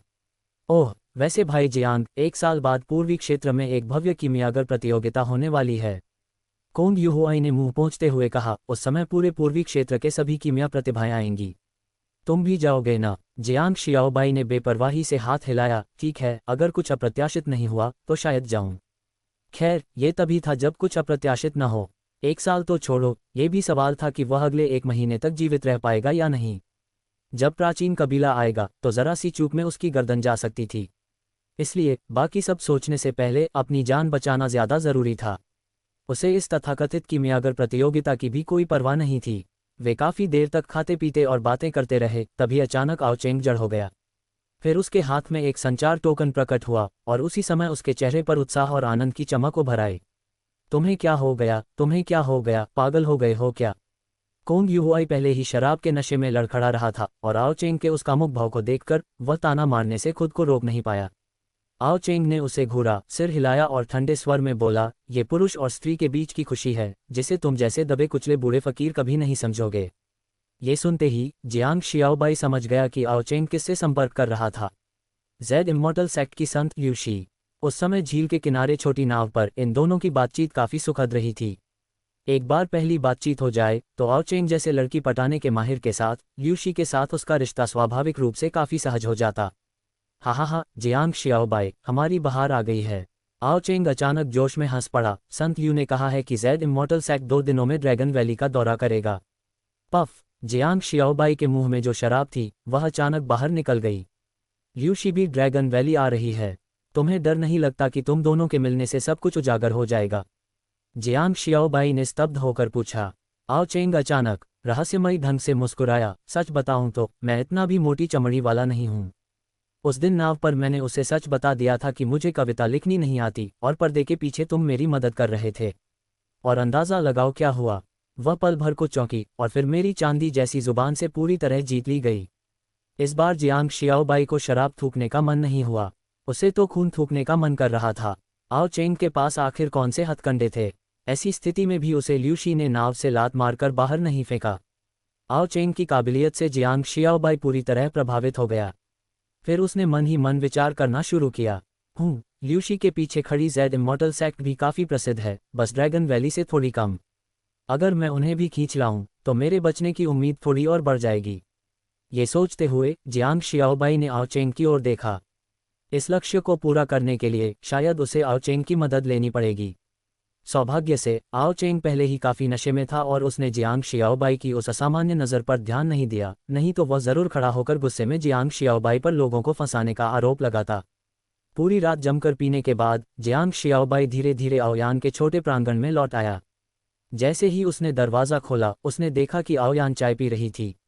वह ऐसे दृश्यों का आदी हो चुका था। पिछले कुछ दिनों से आओयान मानो बारूद खा बैठी हो, लगातार उससे भिड़ती रहती थी और ज़रा भी ढील नहीं देती थी। यहाँ आओ, मुझे तुमसे कुछ कहना है। आओयान का भाव शांत था और उसकी आंखें पूरी तरह स्थिर और गंभीर थीं। अध्याय 81, मेरा हाथ देखो। आओयान के शब्दों की अवहेलना करने की हिम्मत जियांग शियाओबाई नहीं कर सकता था। आखिरकार ड्रैगन वैली के भीतर उसका सुरक्षित रह पाना काफ़ी हद तक उसी की बदौलत था। वह तुरंत आओयान के सामने जाकर बैठ गया। आओयान शांत दिखाई दी। उसने एक चाय का कप उठाया, उसे जियांग शियाओबाई के सामने रखा और खुद उसके लिए चाय उंडेली। ये हरकत जियांग शियाओबाई को चौंका गई। ये औरत अब कौन सी नई चाल चल रही थी? वह क्या करना चाहती थी? हालांकि जियांग शियाओबाई समझता था कि ऐसे समय में शांत बैठे रहना ही सबसे अच्छा उपाय होता है। आज जो हुआ उसकी कोई सफाई नहीं दोगे? आओयान ने अचानक कहा। जियांग शियाओबाई ने अनजान बनने का नाटक किया। क्या हुआ? मुझे तो कुछ भी नहीं पता। अब भी मुझे बेवकूफ़ बनाने की कोशिश कर रहे हो? आओयान का चेहरा अचानक ठंडा हो गया। मत सोचो कि मुझे नहीं पता, ये सब तुम्हारी ही करतूत थी। मुझे साफ साफ बताओ कि तुमने ये कैसे किया, नहीं तो आज रात आंगन में घुटनों के बल बैठे रहोगे। ये सुनते ही जियांग शियाओबाई पूरी तरह टूट गया। वह बिल्कुल नहीं चाहता था कि उसे वहां घुटनों के बल बैठना पड़े। शर्म की बात तो अलग, उसके पैर भी जवाब दे जाते। और कोई रास्ता न देखकर उसने सब कुछ सच सच बता दिया। साथ ही मन आओयान के उस पर हाथ उठाने के लिए भी तैयार था। लेकिन उसकी हैरानी की बात यह थी कि आओयान ने कोई हरकत नहीं की। वह अब भी शांतिपूर्वक चाय पीती रही। तुम मुझे सज़ा नहीं दोगी? मैं तुम्हें क्यों सज़ा दूं? भले ही तुम मेरे छोटे भाई को लेकर इधर उधर उपद्रव मचाते फिरो, लेकिन आओयान सज़ा का हकदार था। आओयान ने ठंडे स्वर में कहा। क्या तुम्हें लगता है कि मैं उसे सच में काबू में रखना बहुत पसंद करती हूँ? जियांग शियाओबाई ने पूरी गंभीरता से सिर हिलाया। ये सब बाहर वालों को दिखाने के लिए है। अगर मैं सच में उस आओ चेंग को सज़ा देना चाहती तो क्या वह अब तक इधर उधर कूदता फिरता रहता? आओयान हल्के से हंसी। तुम ड्रैगन वैली के माहौल को नहीं समझते। हमारे माता पिता उसे काबू में नहीं कर सकते, इसलिए एक बड़ी बहन होने के नाते मुझे करना पड़ता है। ज़रूरी दिखावा बनाए रखना पड़ता है। बोलते समय आओयान की आंखों में हल्की सी संतुष्टि झलक रही थी। तभी जियांग शियाओबाई को समझ आया, ये भाई बहन सच में असाधारण थे। बड़ी बहन बाहर से छोटे भाई को हमेशा डांटती फटकारती दिखती थी, लेकिन असल में यह उसकी रक्षा करने का एक छिपा हुआ तरीका था। सोचने पर यह बात बिल्कुल सही लगती थी, वरना अगर आओयान सच में आओ चेंग को सज़ा देना चाहती तो वह कब का ज़मीन पर दबाकर रगड़ दिया गया होता। हर बार आओयान का आओ चेंग को डांटना मानो एक नाटक होता था। ये सोचकर जियांग शियाओबाई हंस पड़ा। तुम दोनों सच में क्या तुम्हें सच में लगता है कि तुम मेरे पति हो, आओ चेंग के जीजा? आओयान ने ठंडे चेहरे से जियांग शियाओबाई को देखा। जियांग शियाओबाई का चेहरा थोड़ा अटपटा हो गया और तभी उसने आओयान को आगे कहते सुना। प्राचीन कबीले वाला मामला, वह भी तुम्हारी ही चाल थी? हाँ, मैं बस थोड़ा समय खरीदना चाहता था, जियांग शियाओबाई ने शांत स्वर में कहा। मैं भी अपनी जान के लिए संघर्ष करना चाहता हूँ, ऐसे ही मर जाना बहुत घुटन भरा होता। तुम जा सकते हो। आओयान ने उसकी ओर देखा। जाऊं? जियांग शियाओबाई हंसा। मैं कहाँ जाऊंगा? मेरी मौजूदा ताकत के साथ शायद मैं तियान युआन शहर के आसपास से बाहर भी नहीं निकल पाऊंगा और उससे पहले ही प्राचीन कबीले के लोग मुझे पकड़ लेंगे। और फिर मुझे नहीं लगता कि मैं निकल भी सकता हूँ। एक पल के लिए छोटा सा आंगन बिल्कुल शांत हो गया। हालांकि जियांग शियाओबाई के पास अब कुछ ताकत थी, लेकिन उसके पास समय नहीं था। भले ही वह 1 महीने तक रोज एक आध्यात्मिक पत्थर की खान निगल जाए, उसकी साधना में बहुत ज्यादा बढ़ोतरी नहीं होगी। मान लो वह अभी ध्यान विभाजन स्तर तक भी पहुंच जाए तो क्या? प्राचीन कबीले में तो विशेषज्ञ बादलों की तरह थे और यहाँ तक कि ड्रैगन वैली भी उनके तेज किनारे से बचती थी। उसके जैसे एक छोटे से विभाजित आत्मा स्तर का व्यक्ति फिर भी उनका सामना नहीं कर सकता था। इस दौरान आओ चेंग की मदद करने के कारण मैं पूरी कोशिश करूंगी कि तुम्हारी रक्षा कर सकूं। अगर हालात काबू से बाहर हो जाएं, तो मैं हर हाल में तुम्हें ड्रैगन वैली से बाहर भेजने की कोशिश करूंगी। इसके बाद क्या होगा वह तुम्हारे अपने भाग्य पर निर्भर करेगा। काफी देर बाद आओ यान ने आखिरकार कहा। जियांग शियाओबाई इस तरह की गारंटी से पहले ही काफी संतुष्ट था। उसे पकड़ने के अलावा आओ यान पर उसका कोई कर्ज नहीं था। ठीक है, तुम्हारे ये शब्द काफी हैं, अब मुझे सुकून है। जियांग शियाओबाई हंसते हुए चाय पीने लगा और बोला, वैसे क्या आज लियू चेंगछुआन ने तुम्हारे लिए कोई दवा बनाई? पूछने की भी हिम्मत है। आज मेरा सारा समय उस आओ त्यानहेंग से निपटने में चला गया, कहाँ फुर्सत मिली दवा बनाने की। आओ यान ने ठंडे स्वर में कहा। हालांकि उसने कहा है कि कल वह मेरी पूरी हालत जांचेगा और कोशिश करेगा कि मेरे काम की कोई गोली बना सके। इस वक्त तुम्हें दुआ करनी चाहिए कि प्राचीन कबीले के आने से पहले मैं दिव्य रूपांतरण के उत्तर चरण तक पहुंच जाऊं। अगर ऐसा हो गया तो तुम्हारे बचने की संभावना करीब 80% होगी। जियांग शियाओबाई ने कंधे उचका दिए, उसे इसकी ज्यादा परवाह नहीं थी। खोखले वादे 2 जन्मों में वह इन्हें बहुत देख चुका था। फिर भी उसने अपने भंडारण स्थान से एक गोल सफ़ेद जेड जैसी गोली निकाल ली। लियू चेंगछुआन को परेशान मत करो। जिस विचार का तुमने जिक्र किया उसके आधार पर भले ही वह तुम्हारे लिए वह गोली बना भी दे तो भी इसका तुम्हारे भविष्य के साधना मार्ग पर गहरा असर पड़ेगा। जियांग शियाओबाई ने शांत स्वर में कहा, ये तुम्हारी रक्तरेखा की क्षमता को उधार ले लेगा। अल्पकाल में भले ही तुम्हें बढ़ावा मिल जाए, लेकिन उसके बाद ऊंचे स्तर तक पहुंचना नामुमकिन हो जाएगा। आओ यान चुप हो गई। वह ये बात कैसे नहीं जानती थी, लेकिन उसके पास कोई और रास्ता भी नहीं था। हालात उसे पीछे हटने की इजाज़त नहीं दे रहे थे। ये जानते हुए भी कि इससे उसकी रक्तरेखा की क्षमता खर्च हो जाएगी, उसे यह करना ही पड़ता, वरना उसकी सारी मेहनत बेकार हो सकती थी। तुम्हें इसमें दखल देने की ज़रूरत नहीं है। ये सच है कि यह सब मेरे लिए है, लेकिन अगर मैं तू पोकर गई तो तुम भी जिंदा रह सकोगे। आओ यान ने ठंडे स्वर में जियांग शियाओबाई को देखा, लेकिन जियांग शियाओबाई मुस्कुराया और सिर हिला दिया। वह तरीका बिल्कुल काम नहीं करेगा। इसके बजाय ये गोली इस्तेमाल करो। इसे लेने से तुम्हारी रक्तरेखा के जागरण की गति तेज हो जाएगी और कुछ आध्यात्मिक औषधियों के साथ तू पो बस समय की बात होगी। अनुमान है कि करीब आधे महीने में सफलता मिल जाएगी। ये सुनकर आओ यान की भौहें सिकुड़ गईं। उसने इस तरीके पर विचार किया था, लेकिन उसकी रक्तरेखा की शक्ति बहुत ज्यादा थी, उसके जागरण को तेज करना लगभग नामुमकिन था। इतना ही नहीं, तरीका तो दूर की बात, अगर कोई तरीका होता भी तो उसकी कीमत आसमान छूती। और मान लो कोई तरीका होता भी तो सफलता की संभावना बहुत ज्यादा नहीं होती। स्वाभाविक रूप से आओ यान को जियांग शियाओबाई की गोली में खास दिलचस्पी नहीं थी, लेकिन फिर सोचने पर यह आदमी तो हुआछिन गोली तक निकाल सकता था, तो शायद उसके पास सच में कोई उपाय हो। क्या तुम्हें पूरा यकीन है? कुछ देर सोचने के बाद आओ यान ने जियांग शियाओबाई को घूरते हुए पूछा। ये कई चीज़ों से जुड़ा है, कई लोगों की जिंदगियों से। क्या तुम्हें सच में लगता है कि यह संभव है? आओ यान ने बहुत गंभीरता से कहा, जिससे जियांग शियाओबाई पल भर के लिए घबरा गया। वह क्या कहे, वह खुद भी इस चीज़ को लेकर पूरी तरह आश्वस्त नहीं था। सबसे अहम बात यह थी कि उसे आओ यान की रक्तरेखा की स्थिति खुद देखनी थी। अपना हाथ दो, मुझे देखने दो, जियांग शियाओबाई ने गंभीर भाव से कहा। आखिरकार यह मामला सच में बहुत गंभीर था और उसे अभी अभी यह बात याद आई थी। उपाय बताने से पहले उसे आओ यान की हालत जांच लेनी चाहिए थी। जियांग शियाओबाई की गंभीरता देखकर आओ यान भी घबरा गई। ये भरोसेमंद है या नहीं? लेकिन ड्रैगन वैली पर मंडराते संकट को सोचकर आओ यान के पास कोई और विकल्प नहीं था। थोड़ा हिचकिचाने के बाद उसने मरे हुए घोड़े को भी जिंदा समझकर आजमाने का फैसला किया। उसने अपना जैद सा हाथ आगे बढ़ाया, उंगलियां पतली और उजली थीं। आज रात की चांदनी असामान्य रूप से उजली थी, जो उस स्त्री के कोमल हाथ पर पड़कर उसे और भी चिकना और मोहक बना रही थी। अध्याय 82। मेरे पास सोने की कोई जगह नहीं है। जियांग शियाओबाई ने धीरे से अपना हाथ आओ यान की कलाई पर रखा और वह साफ तौर पर उसके शरीर की हल्की सी कंपकंपी महसूस कर सकता था। इसलिए जियांग शियाओबाई ने अनायास ही सिर उठाकर उसकी ओर देखा। उसने देखा कि आओयान की निगाहों में तीव्र हत्या की भावना थी और उसका चेहरा बर्फ की तरह ठंडा हो गया था। क्या देख रहे हो? आओयान ने उसे घूरते हुए कहा। उसने अपने पूरे जीवन में कभी किसी पुरुष के साथ इतनी नज़दीकी संपर्क नहीं किया था। पहले जियांग शियाओबाई का उसके पास आ जाना एक दुर्घटना थी, लेकिन इस बार वह स्वयं तैयार थी। इसी वजह से वह बेहद असहज महसूस कर रही थी और उसके दिल में एक अजीब सा भाव लगातार उभर रहा था। वह पहले ही जियांग शियाओबाई को एक थप्पड़ में मार डालना चाहती थी। जियांग शियाओबाई ने जल्दी से सिर झुका लिया और आओयान के भीतर रक्तवंश ब्लडलाइन की सघनता को महसूस करने पर ध्यान केंद्रित करने लगा। असल में वह पहले ये सब नहीं समझता था, लेकिन उसके पास लाओजुन की कीमिया विद्या अल्कमी होने के कारण वह किसी तरह इसका विश्लेषण कर पा रहा था। पहले तो उसने ध्यान नहीं दिया, लेकिन जैसे ही उसने गंभीरता से जांच की, वह चौंक गया। ये रक्तवंश बेहद सघन है। इसकी सघनता अत्यंत उच्च थी और रक्तवंश के भीतर मौजूद विशाल शक्ति लोगों के दिल को लगातार धड़कने पर मजबूर कर रही थी। हो गया! जियांग शियाओबाई तुरंत उत्साहित हो गया। इतनी अधिक रक्तवंश सघनता के साथ वह गोली पिल निश्चित रूप से आओयान के रक्तवंश को पूरी तरह सक्रिय कर देगी।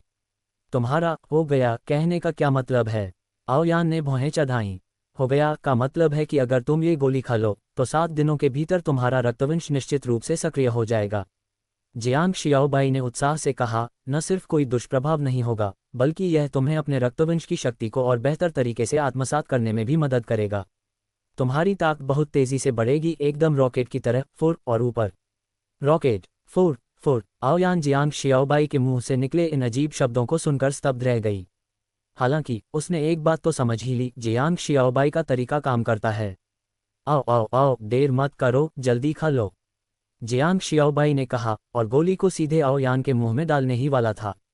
उसी पल उसे आओयान की तीखी निगाह महसूस हुई। उस हत्या की भावना से उसकी पीठ पर ठंडा पसीना बहने लगा। खांस खांस, मैं जरा ज्यादा उत्साहित हो गया था। तुम खुद ही खा लो, मेरे पास और भी कुछ गोलियां हैं जो तुम्हारी मदद कर सकती हैं, जियांग शियाओबाई ने सूखी हंसी के साथ कहा। आओयान ने उसे ठंडे भाव से घूरा, फिर उसकी नज़र मेज पर रखी सफ़ेद जेड जैसी गोली पर पड़ी। वह गोली बेहद सुंदर थी और उससे निकलने वाली आभा भी रहस्यमय लग रही थी।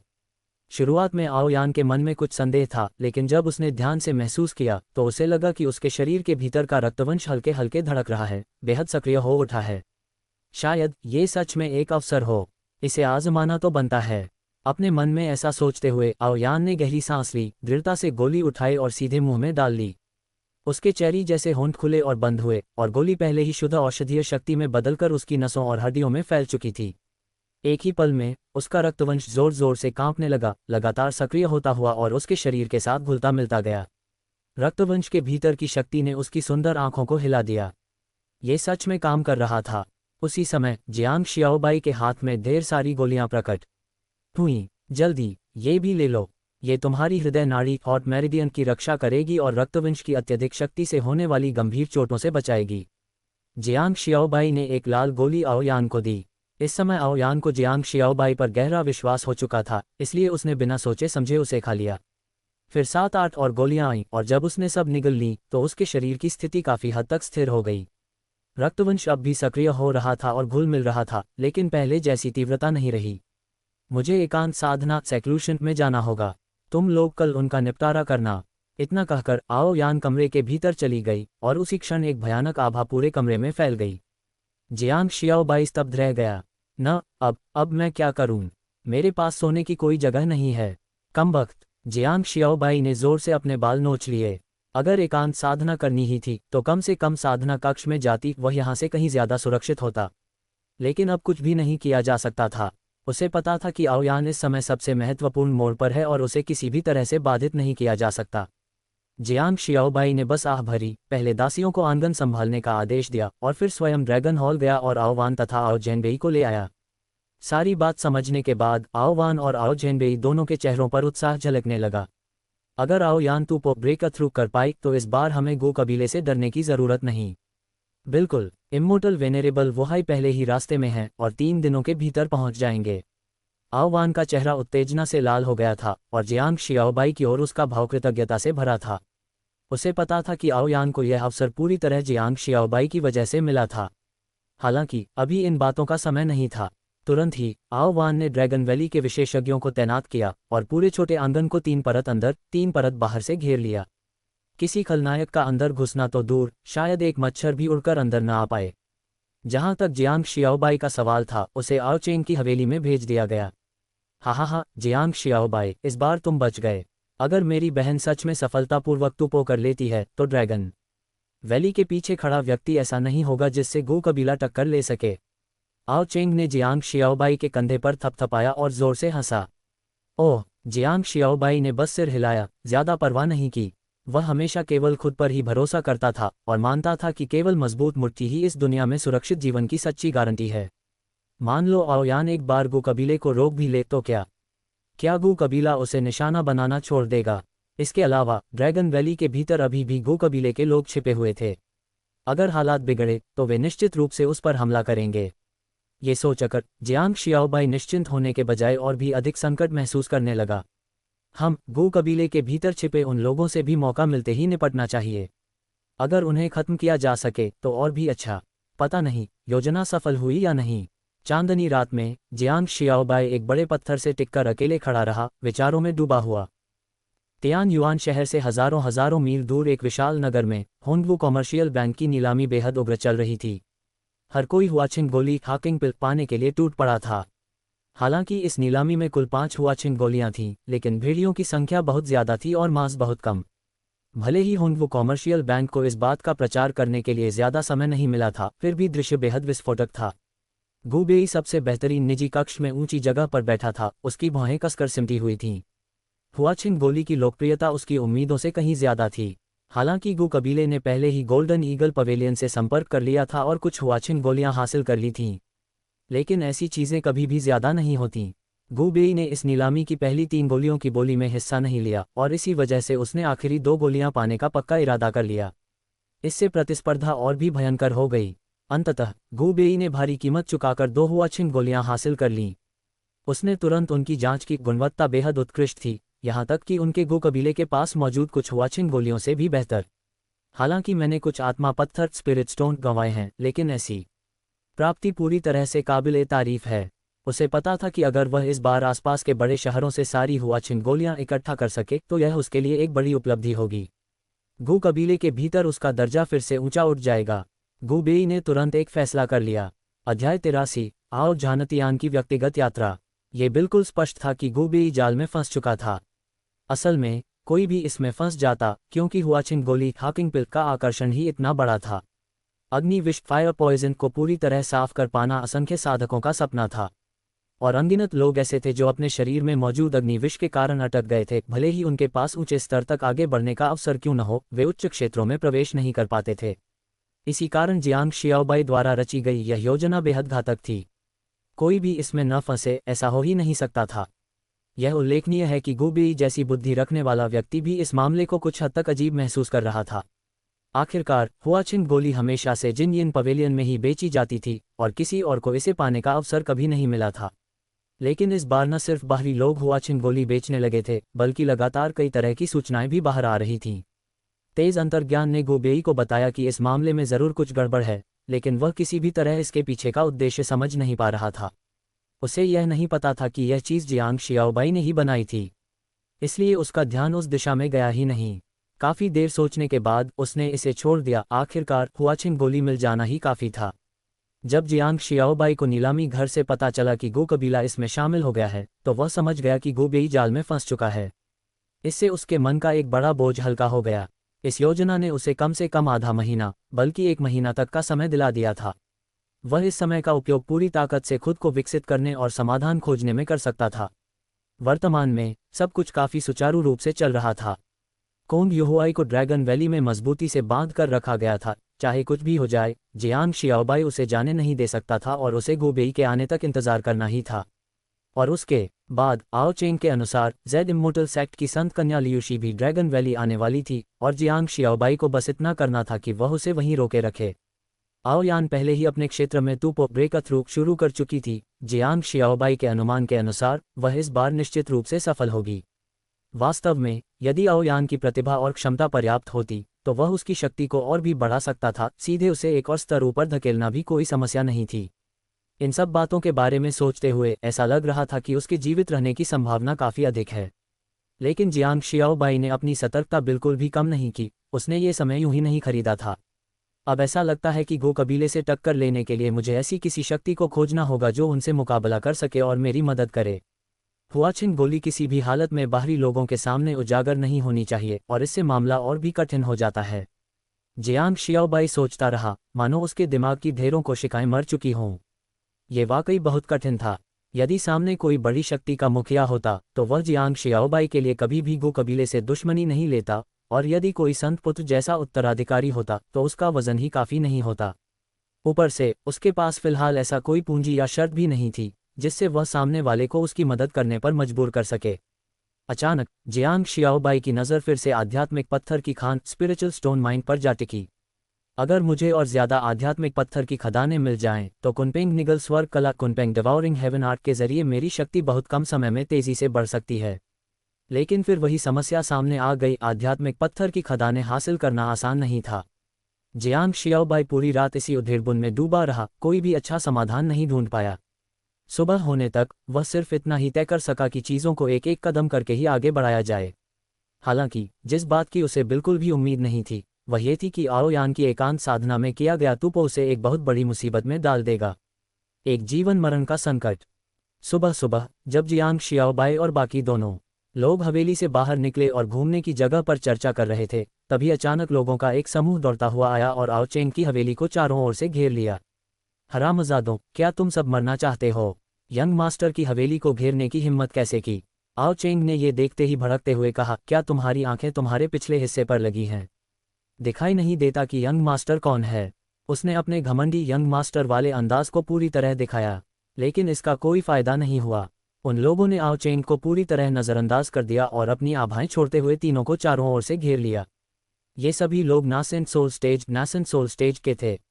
100 लोग, सभी नासेंट सोल स्टेज के विशेषज्ञ। ये क्या हो रहा है भाई आओ चेंग? कोंग यूहुए एक बार फिर ऐसा दृश्य देखकर डर गया। मुझसे पूछ रहे हो? मैं किससे पूछूं? आओ चेंग भी परेशान नजर आया। ये ड्रैगन वैली के ड्रैगन गार्ड्स हैं जो सीधे कबीले के मंदिर क्लैन श्राइन के अधीन होते हैं।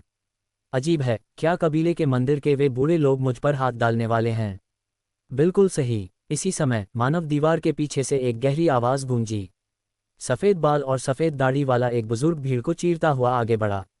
जैसे ही जियांग शियाओबाई ने उसे देखा उसकी पुतलियां सिकुड़ गईं। वह जानता था कि यही वह महान बुजुर्ग ग्रैंड एल्डर था जो लगातार गो कबीले से संपर्क में रहता था और वही था जिसने उसे मारने के लिए हर संभव उपाय किया था। अब उसका यहाँ आना निस्संदेह उसे मारने के लिए ही था। जब जियांग शियाओबाई उलझन में था, आओ झानतियान ने ठंडी हंसी भरी। आओ चेंग, तुम्हारी हिम्मत कैसे हुई कि तुम बाहरी लोगों से मिलकर मेरे पोते को नुकसान पहुंचाओ, यहाँ तक कि उसे लगभग मार ही डाला। क्या तुम्हें सच में लगता है कि ड्रैगन वैली के भीतर तुम मनमानी कर सकते हो? हे, मैं सोच ही रहा था कि कौन है तो तुम निकले, तुम वह बूढ़ा जो मरने का नाम ही नहीं लेता। आओ झानतियान को देखते ही आओ चेंग ने तिरस्कार से हंसते हुए कहा। उसके कोमल और सुंदर चेहरे पर व्यंग्य और घृणा साफ झलक रही थी। मैं पहले ही कह चुका हूँ, तुम्हारे पोते को मैंने नहीं सताया। हमारे पास 5 कमल पर्वत 5 लोटस माउंटेन के संत पुत्र की गवाही भी है। क्या तुम्हारे पास दिमाग नहीं है, या फिर तुम आओ झानतियान इतने काबिल हो कि 5 कमल पर्वत को भी आंखों में नहीं रखते? उसके शब्द तीखे थे और सीधे निशाने पर लगे। आओ झानतियान का चेहरा राख जैसा हो गया और एक पल के लिए वह कुछ भी बोल नहीं पाया। आओ चेंग की बातों ने उसे पूरी तरह रोक दिया था। दोनों को देखकर साफ था कि वे अक्सर आपस में झगड़ते रहते हैं। चिंता मत करो, ये बूढ़ा हर दिन ड्रैगन वैली में सिर्फ अपनी वरिष्ठता के दम पर रौब जमाता है। ये बस एक निकम्मा दिखावटी आदमी है, एक किन्ना। आओ चेंग बेहद घमंडी था। उसके शब्दों ने आओ झानतियान को पूरी तरह भड़का दिया। तुम छोटे बदमाश, मैंने कुछ साल एकांत साधना में बिताए हैं तो शायद तुम्हें अब मेरे तरीकों का अंदाजा नहीं रहा है न? आओ झानतियान गर्जा। ड्रैगन गार्ड्स, मेरे आदेश का पालन करो। इस बच्चे ने बाहरी लोगों से मिलकर ड्रैगन वैली के एक प्रतिभाशाली शिष्य के साथ गंदी चालें चली जिससे भारी नुकसान हुआ है। इसे पकड़ो और कालकोठरी में डाल दो, फैसले का इंतजार करेगा। उसके आदेश पर आसपास मौजूद 100 ड्रैगन गार्ड्स के चेहरे सख्त हो गए और उन्होंने अपनी कमर से भयानक दिखने वाली ड्रैगन मुखी तलवारें निकाल लीं। यंग मास्टर आओ चेंग, हमारे लिए मुश्किल मत खड़ी कीजिए, आगे खड़े ड्रैगन गार्ड ने ठंडे स्वर में कहा। ये देखकर कि सामने वाला सच में गंभीर है, आओ चेंग भी स्तब्ध रह गया। आओ झानतियान, क्या तुम पागल हो गए हो? अगर तुमने मुझ पर हाथ डालने की हिम्मत की तो क्या तुम्हें लगता है कि मेरे दादा तुम्हारी बूढ़ी हड्डियां नहीं तोड़ देंगे? आओ चेंग तुरंत चिल्लाया। खून, कितनी बदतमीजी है, तुम महान बुजुर्ग का अपमान करने की हिम्मत करते हो। क्या तुम्हारे दिल में ड्रैगन वैली के नियमों का जरा भी सम्मान नहीं है? इसे ले जाओ, जो भी विरोध करेगा उसे वहीं मार दिया जाएगा। आओ झानतियान का चेहरा ठंडा था और उसकी आंखों में गहरी लाल हत्या की भावना भरी हुई थी। ऊपर ऊपर वह आओ चेंग पर सख्ती दिखा रहा था, लेकिन असल में जियांग शियाओबाई साफ महसूस कर सकता था कि उसकी असली हत्या की मंशा हमेशा उसी की ओर लक्षित थी। अध्याय 84 कैद। जियांग शियाओबाई ने तुरंत अपनी आंखें संकीर्ण कर लीं। उसे सच में उम्मीद नहीं थी कि वह बूढ़ा आदमी आओ तियानहेंग का दादा निकलेगा। ड्रैगन वैली का एक शीर्ष स्तरीय अधिकारी होकर भी वह किसी प्राचीन कबीले के साथ मिलीभगत कर रहा था। ये तो बेहद घृणित था। जियांग शियाओबाई अपने दिल में अच्छी तरह जानता था कि उसे किसी भी हाल में आओ झानतियन द्वारा जेल में वापस ले जाया नहीं जा सकता। अभी भी हालात संभालने की गुंजाइश थी, लेकिन अगर उसे पकड़ लिया गया तो क्या सब कुछ आओ झानतियन के हाथ में नहीं चला जाएगा? इस हरामजादे ने समय बहुत सोच समझ कर चुना था। उसे पता था कि आओ वान और आओ झेंबेई आओ यान के आंगन में निगरानी कर रहे हैं, इसलिए अब बाहर आकर कोई भी उसका कुछ नहीं कर सकता था। एक बार उसे पकड़ लिया गया तो उसका मरना तय था।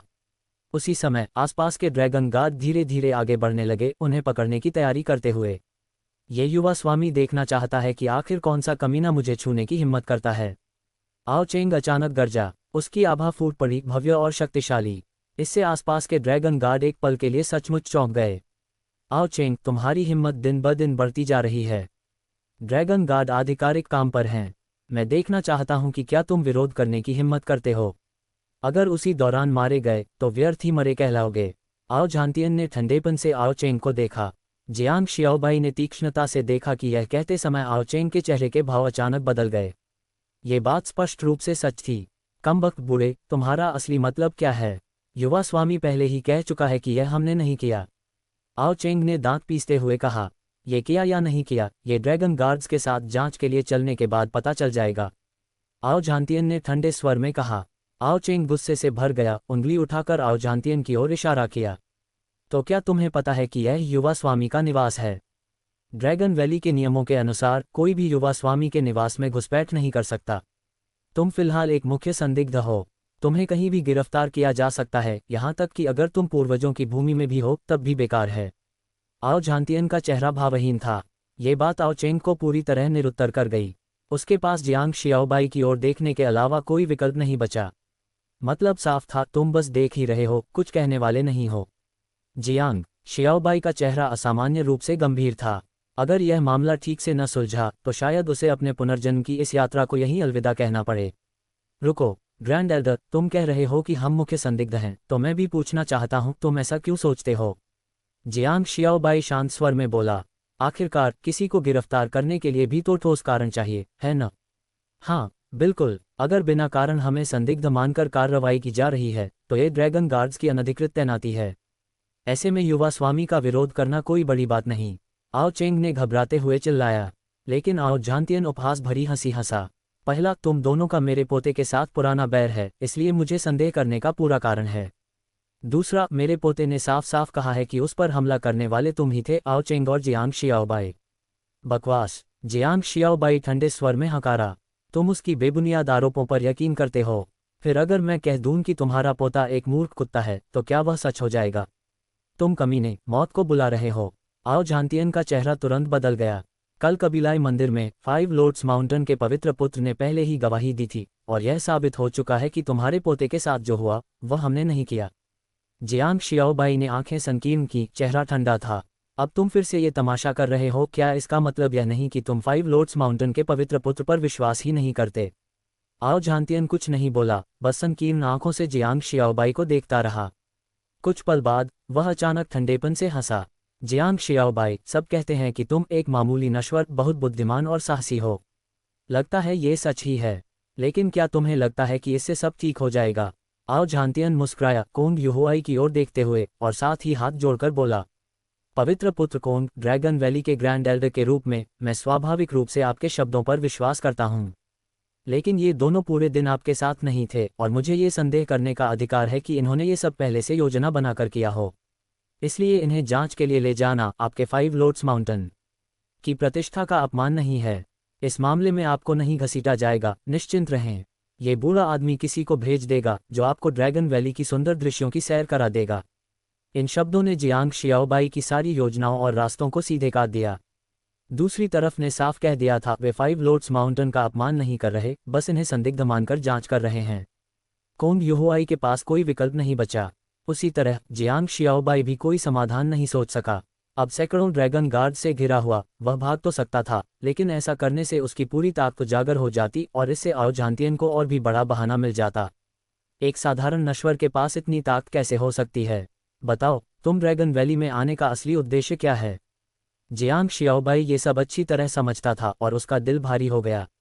आओ चेंग, जियांग शियाओबाई, विरोध मत करो। अगर ड्रैगन गार्ड्स तुम्हें घायल कर दें तो अच्छा नहीं होगा। आओ झांतियन ने उपहास के साथ दोनों को देखा। बूढ़े कुत्ते, देख लेना, यह अभी खत्म नहीं हुआ है।